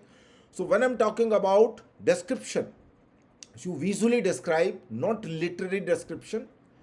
If it is a story they are asking you, or if they are asking you to write the dialogue, or if they are asking to write the script. So in a script, you could also mention some description in between that it is a late evening, roughly around 5 o'clock, where you could still see, where the sunlight is still around, but it is dark, is getting dark slowly. So this is a description. Okay. So if they are asking you to write a script, then you can add the descriptions also beside the dialogues. If they are asking to write the cinematic treatment of a situation, then you are not supposed to mention the dialogue. Let's say, for example, I give you a situation, the 3 friends meet after 20 years in the school where there is a get-together of alumni. Alumni Association has called a get-together of ex-student, and 3 of the friends from the same class meets, and now describe a scene without dialogue, what exactly they talk about. Okay, this is situation 1. Situation 2, describe in a dialogue form in not more than 300 words, which can be picturized into 3 minutes of a scene. Okay, then you have to write a dialogue.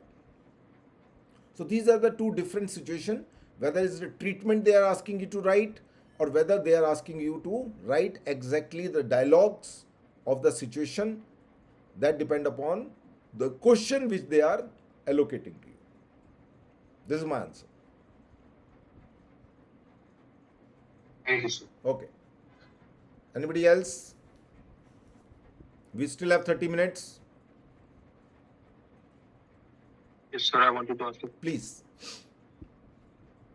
Switch on your camera. Yeah. So my question was that if a student says that he intends to join the mainstream industry after the institute, how will that affect his evaluation or marks? If he says that during the orientation or interview. My first question to you is, what is the mainstream cinema? Mainstream, the Hindi cinema. Hindi cinema, you said mainstream. Correct?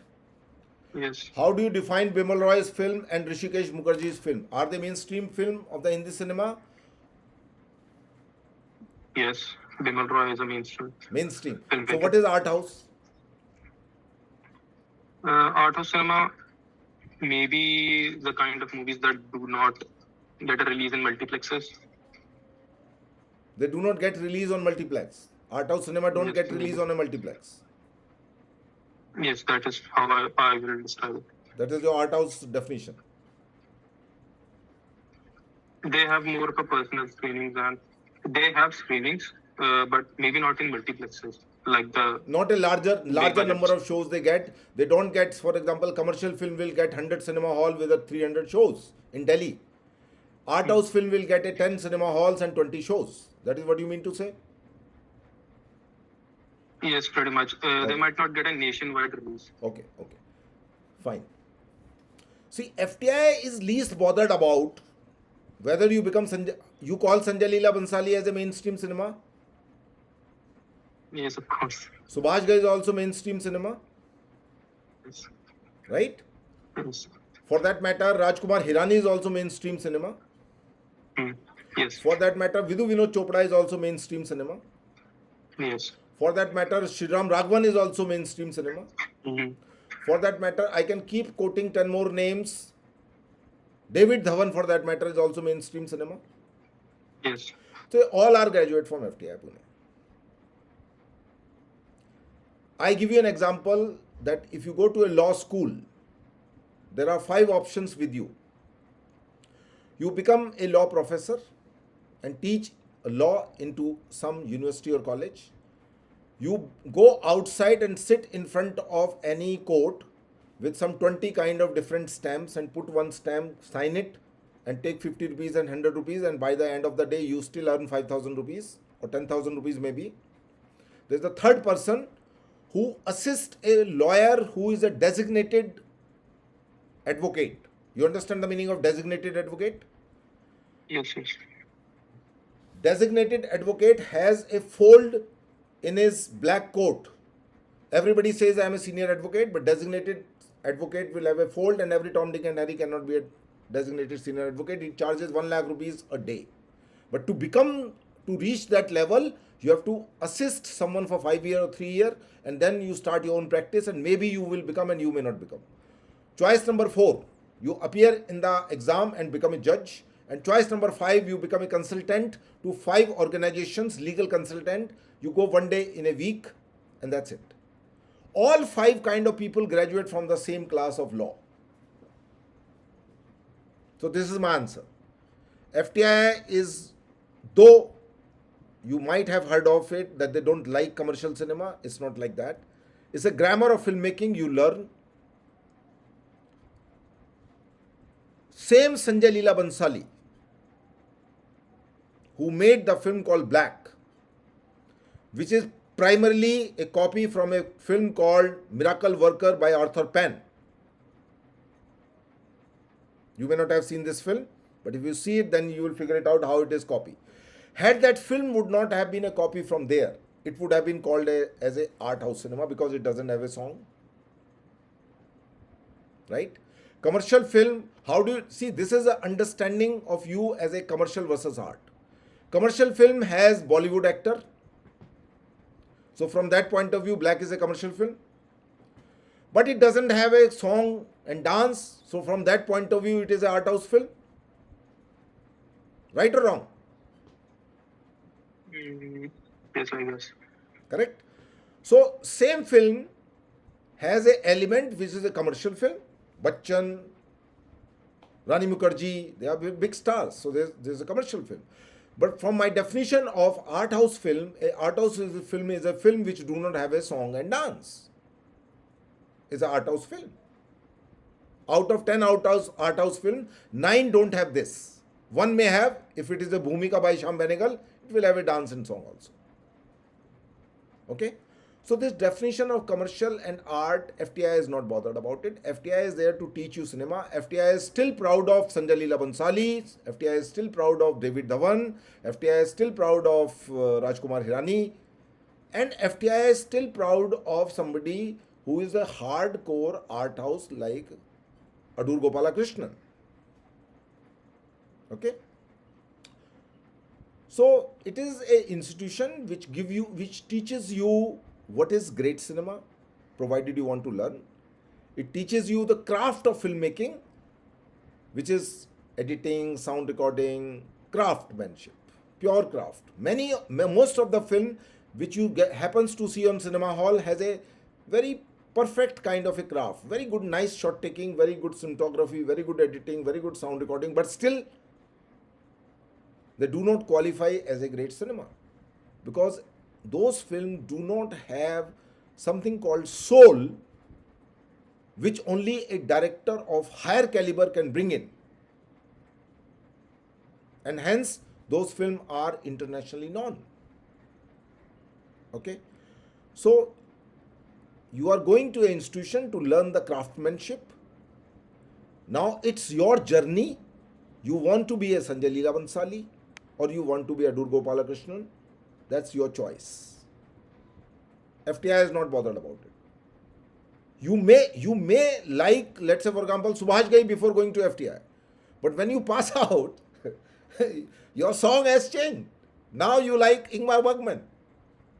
You don't like Subhash Ghai. You start hating him on the contrary. After 3 years, before you go, you like Ramesh Sippy.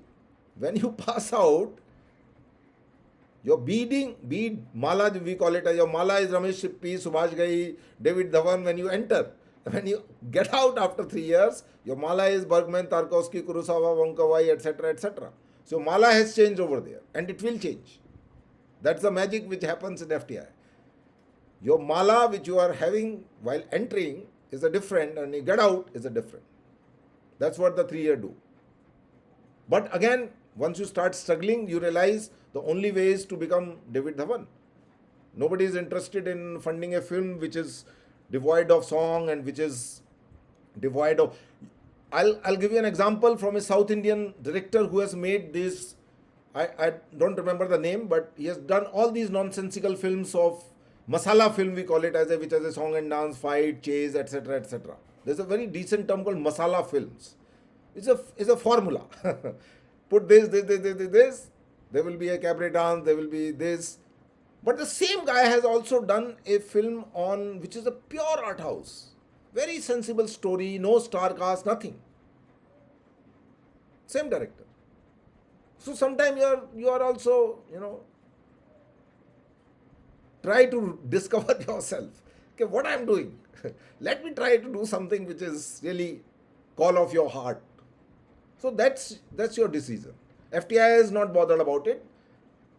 You may like to become a Sanjay Leela Bhansali. That's fine. It's not a crime. As long as it is not a crime, it's okay. It will not reflect negatively. No, I don't think. Okay, I don't think. But you should be able to substantiate your statement. What appeals to you to become a David Dhawan, for example? Okay. Why you would like to do a film like David Dhawan? What is there which really appeals to you?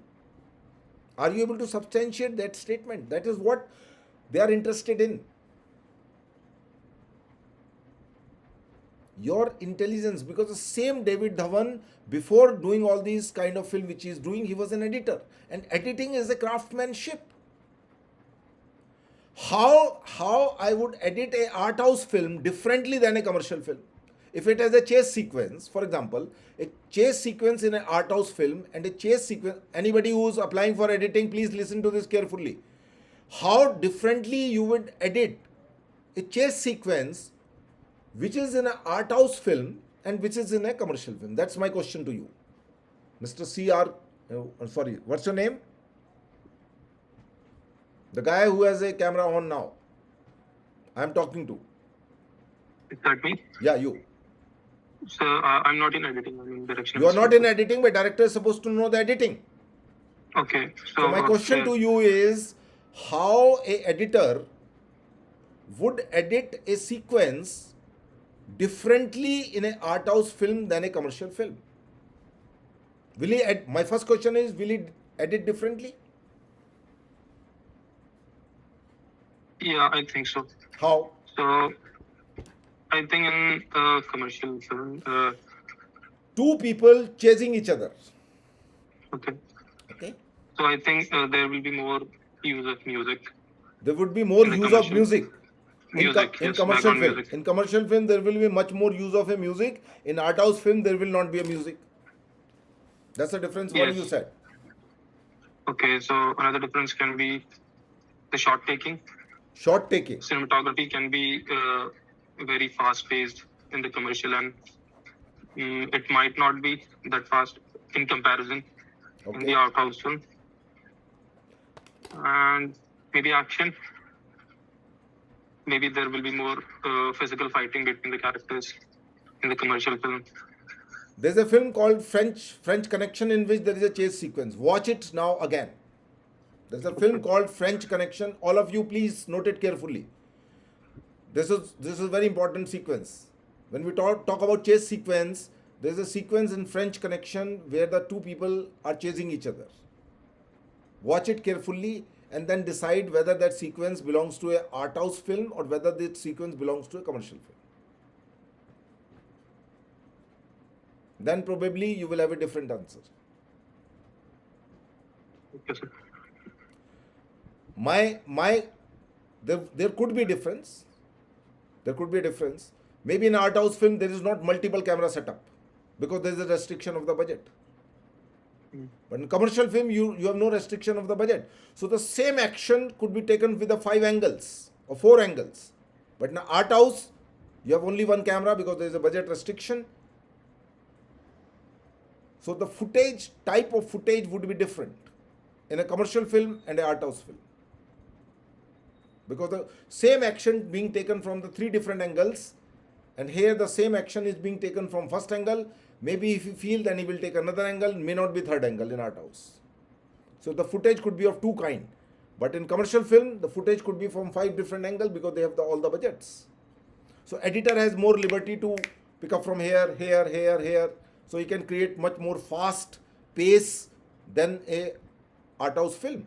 But after saying that, I would say an intelligent editor would also be able to create the similar kind of a pace with a 2 camera setup only.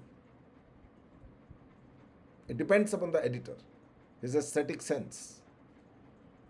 So my answer is, what your question is, that it really doesn't matter. Institution would give you training to everyone. It depends upon you what you would like to use it. 5 options I have given in case of law, in case of commercial and art house, it's your choice. Okay, sir. Thank you. Anybody else? We still have 20 minutes more to go.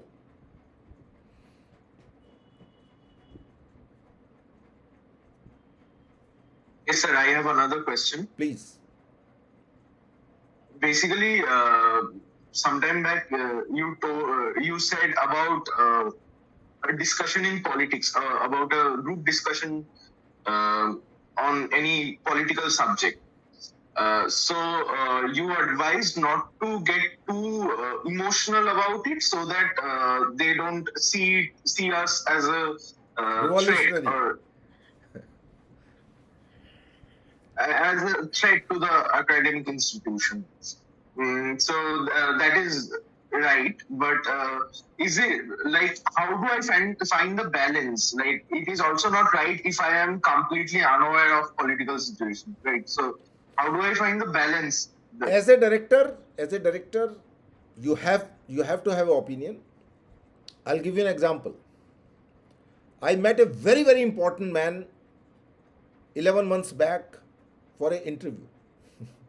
I was interviewed by someone, a very high profile man, you will not get to meet. He's owner of 11 universities in this country and 12 centers all over the world and around 10 to 15 schools. So he asked me a question. Do you have a political views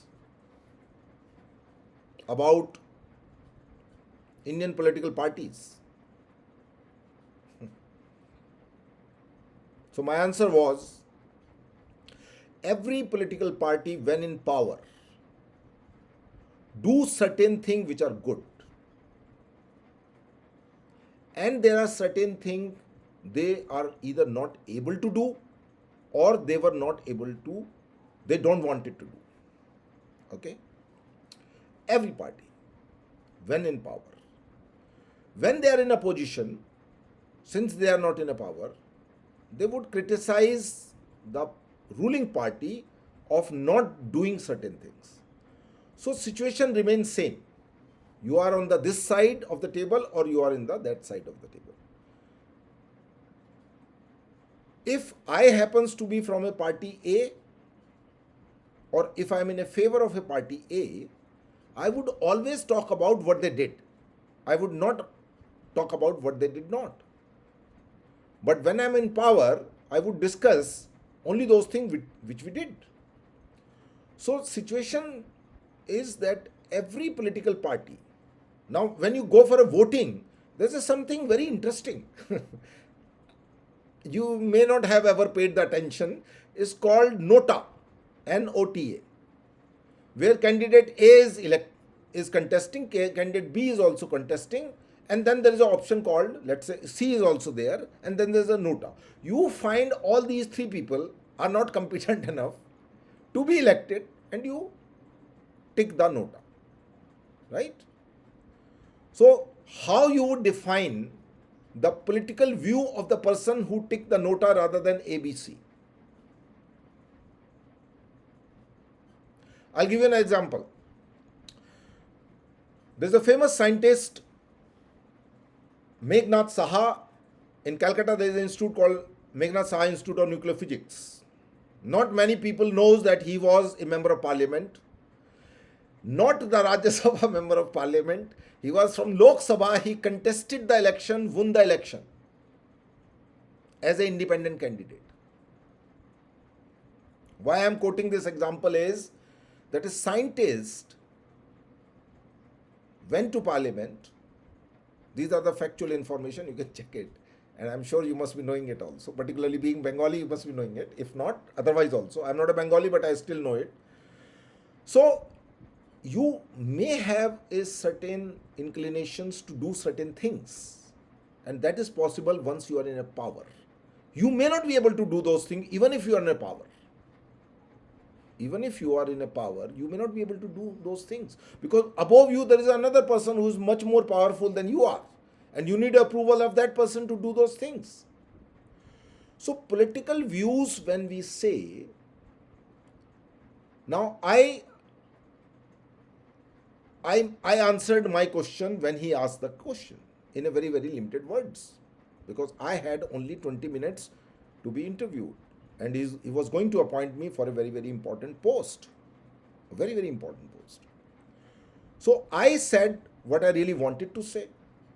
But at the same time, I also told him that I do not belong to BJP, Congress or some Aam Aadmi party or some other shit. I said what I wanted to say. I did had the political opinion. But I also said that I do not belong to any party, which I am not actually. So how do you say things is important. As I said earlier, some people are wise and some are otherwise. I said what I wanted to say, but I said a little more diplomatically. The moment you are rude, the moment you are direct, then there's a problem. So you have to use a little diplomacy to say what you wanted to say. And when you don't have an answer, it depends upon you. Sometimes you take a risk. I'll give you an example. In my interview, my professor asked me, where is the Kodak company located? Where is the Kodak company located? In which country Kodak company located? So I got a little confused. I said, is it Britain or it is America? So I said, most probably in Britain, otherwise US. I said, most probably Britain, otherwise US. Though I was wrong. It is US. I should have said most probably US, otherwise Britain. But I said wrongly. But since I said jokingly, everybody laughed. So though my answer was wrong, but the way I said, they like it. Are you getting my point? So sometimes you say things in a joking manner. You take a little risk also. It's a risky. I am giving a wrong answer. But I said so nicely that they laughed. This boy do not know the answer. But he do not want to acknowledge that I don't know the answer. But yes, 50% is there that maybe it's a Britain or maybe US. And very strangely, I knew that it is a place called I'm forgetting Manchester or somewhere like that. It's somewhere in US. I had some idea that there is some strange, but I got confused. That name sound British. So I thought, oh, it may be Britain. So at that particular point of a time, my presence of mind didn't work, but my sense of humor worked. I said most probably Britain, otherwise US. So you take a risk. Sense of humor is little dangerous. Be careful. So it should not be offending one, but at the same time, it depends on the situation. And it was an interview, remember. It was not an orientation. It was not an orientation interview, which is very, very critical. You say something and they say, no, this guy is a troublemaker. They can sense. In my case, I was able to dodge them despite being a vice president of the student union. I could manage to do that. They never understood that I am a politically active man. And to an extent that for 3 years there was no strike. I made sure that there should not be a strike. There were many opportunities. Students wanted to do the strike. I said, no strike. We will finish our course in 3 years and that's it. All revolution you want to do it through cinema. Not here in the campus.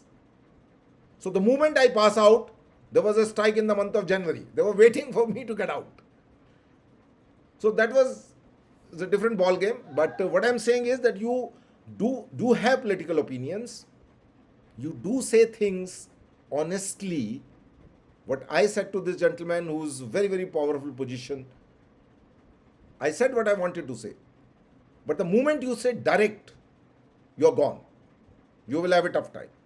But if you say things in a very sugar-coated manner, let me use this word, sugar-coated, then you said that, at the same time, you are honest to yourself also. Because you do not want it to be in a position where you say, oh, you cheated yourself just so that you could get into the FTI. No. You could still become a filmmaker without going to FTI. And that's very important for those who are going to be rejected. Remember it. From my batch, there was a student from Delhi in a direction. He was not selected. Today, he is an important ad filmmaker in Bombay. Important ad filmmaker in Bombay. He was not selected in FTI. Many people who got selected in FTI, out of 10 people, 8 were not able to do anything in their life except doing their dal roti here and there. But this boy is an important ad filmmaker in Bombay. So going to FTI or SRFTI doesn't mean that you will become a filmmaker. No. Is that you had a privilege to study in a premier institution at an economically reasonable price even today. Private institution charges 2 lakh rupees a year FTI charges around 1 lakh rupees a year. I'm talking about tuition fees, etc., not the hostel. But they have a Alexa, they have a JAIS, expensive equipment. Private institutions are not able to give you that expensive equipment at that reasonable price. So that's the only difference. You may not be able to make it a big after graduating from FTI. There is no red carpet treatment after SRFTI and FTI. You stand in the same queue of assistants. You do the same thankless job which a non-FTI graduate do. Only difference is that you had a privilege to understand cinema. And today, now I am going to be a little uninspiring. FTI was FTI and SRFTI was SRFTI because of the 4 important reasons. First, it has a 35 mm negative to shoot on. Today, this is gone. Today, it is a hard disk. Everything is on a hard disk. Okay? So that aura of FTI is no more. B, everything was known only to the cinematographer, because what is going to be printed inside that only cameraman knew. Director didn't know. Today there is a 4K resolution monitor. Director knows what exactly cinematographer is doing it. So that aura of film and FTI is no more. Point number 3. It has a National Film Archive of India from where you could see the world cinema. Today world cinema is in your hard disk, small SSD in your pocket. Everybody is roaming around with his National Film Archive of India in his pocket. Point number 4, which is still there, but how helpful it is a doubtful. Alumni of FTI is big in Bombay. But don't expect once you graduate from FTI and you call up Raju Hirani, first of all, it will be difficult for you to find his number. Even if you find it and you call him, chances are that he will say, give me a call next month. Or maybe after 6 months when I am doing a new project. So you wait for 6 months, look at the wall. No. Next time, if you call up after 2 months, he may have already blocked your number. So advantage of being alumni graduate from FTI or SRFTI would be helpful to you. I have a little doubt. But yes, if you wanted to while away the time with a senior graduate, you're most welcome.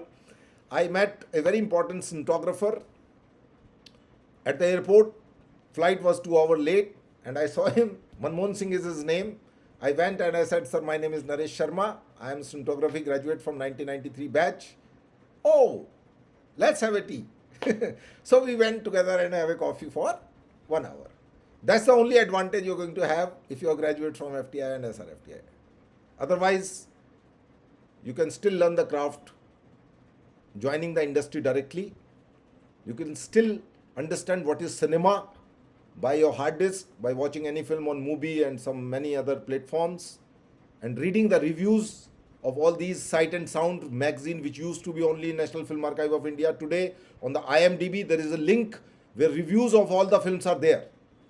If you do not know it today. Go to IMDb of that particular film, and if you wanted to read reviews, there is a review column on the top where all the reviews of the important Sight and Sound and other magazines are still there on the internet. So if you want, you can still read it. So the value of National Film Archive of India's library or the FTI library is no more actually, because all these things are available on the net. So those people who are going to be rejected, it is for them. Those who are going to be selected, don't listen to me what I am saying. Feel good. Enjoy your what we call the old monk under the wisdom tree, etc. So still we have 6 more minutes to go, gentlemen. I am very particular about time. Time is money. So 6 more minutes if anybody has a question.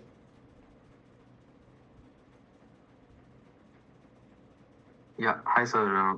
Just a little unglamorous question, which is all the questions are unglamorous. Doesn't matter. When exactly will they share the schedule, the exact schedule? They are Government of India people. They like to sleep. They would wake up whenever somebody make them wake up, or somebody's inner consciousness wakes up. So and particularly this particular year, it is SRFTI, I suppose, who's taking the command, and Bengalis being Bengalis. There is a very popular statement in among Bengalis. Very often they will say, "Arey dada ho bina." So, God knows. And I can substantiate my statement once again. FTI diploma is equivalent to degree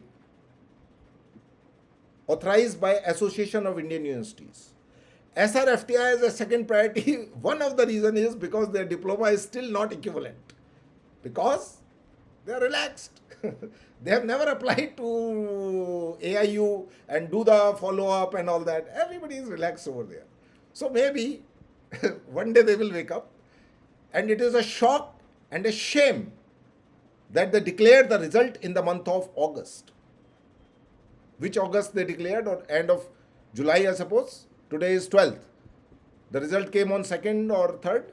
Yeah. So Yes, 3rd at the of beginning of August. pardon? At the beginning of August. Beginning of August.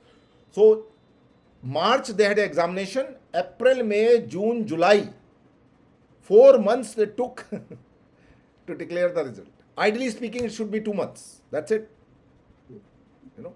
But as so, moral of the story, your answer is only God knows. But yes, now they need to speed up, because the process they already had been sleeping.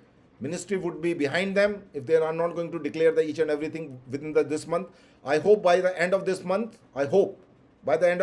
you know that whether you're going to FTI for which course or SRFTI for which course. I think within this month, this will be speed up, and by the end of August, you would be knowing where you are going. So this Because is my they answer. shared one mail. It just says that 26th onwards, I think the schedule will start, something like that. 26th of August. schedule of what will be started. Direction and screenplay. No, but the mail which I have seen 19th onward, the orientation has started for most of these courses. 19th. Except the animation cinema. Animation cinema is little late. All these courses which are being announced, normally it is 19th onward, the orientation has started. So if it is 19th onward, so I suppose once the orientation is over, the result is there. The day your last orientation is there, the result they have. Only thing is that now they need to declare it. So hopefully within 2-3 days time, see if orientation start at 19th, 5 days one course orientation will be over, more or less simultaneously it is going on, because the different faculty would be engaged with a different set of people. So except acting will take a little more time, but end of August I would say, I predict around 30th the result should be declared. They have to start the course in the September. By 15th of September the course should start. Acting would take little time because they have to do the first round of orientations, and then I don't know whether they are going to do physical, or ideally speaking it should be physical, but it could be online also, depend upon their mood and decision. But by the end of this month I hope. But has anyone else also gotten any mail regarding the exact date of? Ladies and gentlemen, if you're not sleeping, this boy is asking a question. Please revert. No, not anything particular. I have received the same mail as you have from SRFTI that it will start from 26th, and they'll let us know the exact dates, and they'll add us on a WhatsApp group or something. But I was actually going to ask this question. I have received a communication about direction and screenplay, but I've also applied for the screenwriting course. So has anyone here applied in screenwriting and received any kind of communication? Because I haven't at all. I haven't either. I've been selected for screenwriting, but I've not received any communication after the shortlist came out. Yeah, same. So I'm That's what I was really worried about. afraid, because like there's no Yeah. communication. Okay, so today is 12th, right? So maybe since the list is declared, they are still able to figure it out, the management part, how they're going to manage and all that. So maybe maximum direction, cinematography 3-year program is also not declared so far till yesterday. And acting, obviously they have told very clearly they will be declaring it soon. Though the marks, you could log in and figure it out how many marks you have, but the cutoff and the list is still not out. So I suppose that within a week's time, today is 12th, so within a week's time, but the only problem is there's a Raksha Bandhan, there's a 15th August, and God knows what not in this particular month. There's so many holidays, country of holidays. So But yes, once they start working, then they have to do it as soon as possible now. So within a week's time, you will be knowing exactly what the schedule will be. These two lists will be also out. Acting people would take little more time probably, but that's it. So gentlemen, 12 o'clock sharp. I started at 10 and 2 hours. I can keep continue going on, but still most of you people are not having any questions. So only thing I can say, good luck. Those who get selected, fine. Those who don't get selected, don't get disheartened. This is not the end of the life. There is a much better or bigger plan by the nature for you. And very often when I give the argument of not going to join any film school and join the industry, there are three reasons. A, you will be learning on the job. B, you will be learning much more quantum than those who are in a film school, because every day there has to be 10 shot or 20 shot need to be taken. So quantum of learning on the job is much more higher. Advantage number 3, you will be having at least 100 important numbers, people's number in your mobile phone, because you are working on the set. Okay. Advantage number 4, you are earning, you are not spending. Even if you are paid 20,000 rupees a month, you are earning. Okay. So these are 4 advantages of not getting selected at any film school and working in the industry. But at the same time, if you get selected, wonderful, have a nice day. I also had a picnic of 3 years, though I worked much more harder than many of my batchmates. But all the best, I can say. And once again, congratulations for cracking step A. But step B is equally important, because so far you have a revolver. You don't have a bullet. You have a mobile phone without SIM card. Until unless you have a SIM card, it is as good as a stone. So I wish some of you will have a SIM card soon. And if not, remember my 4 points, what I just said. All the best and have a nice day. Hope you had a fun. Thank you.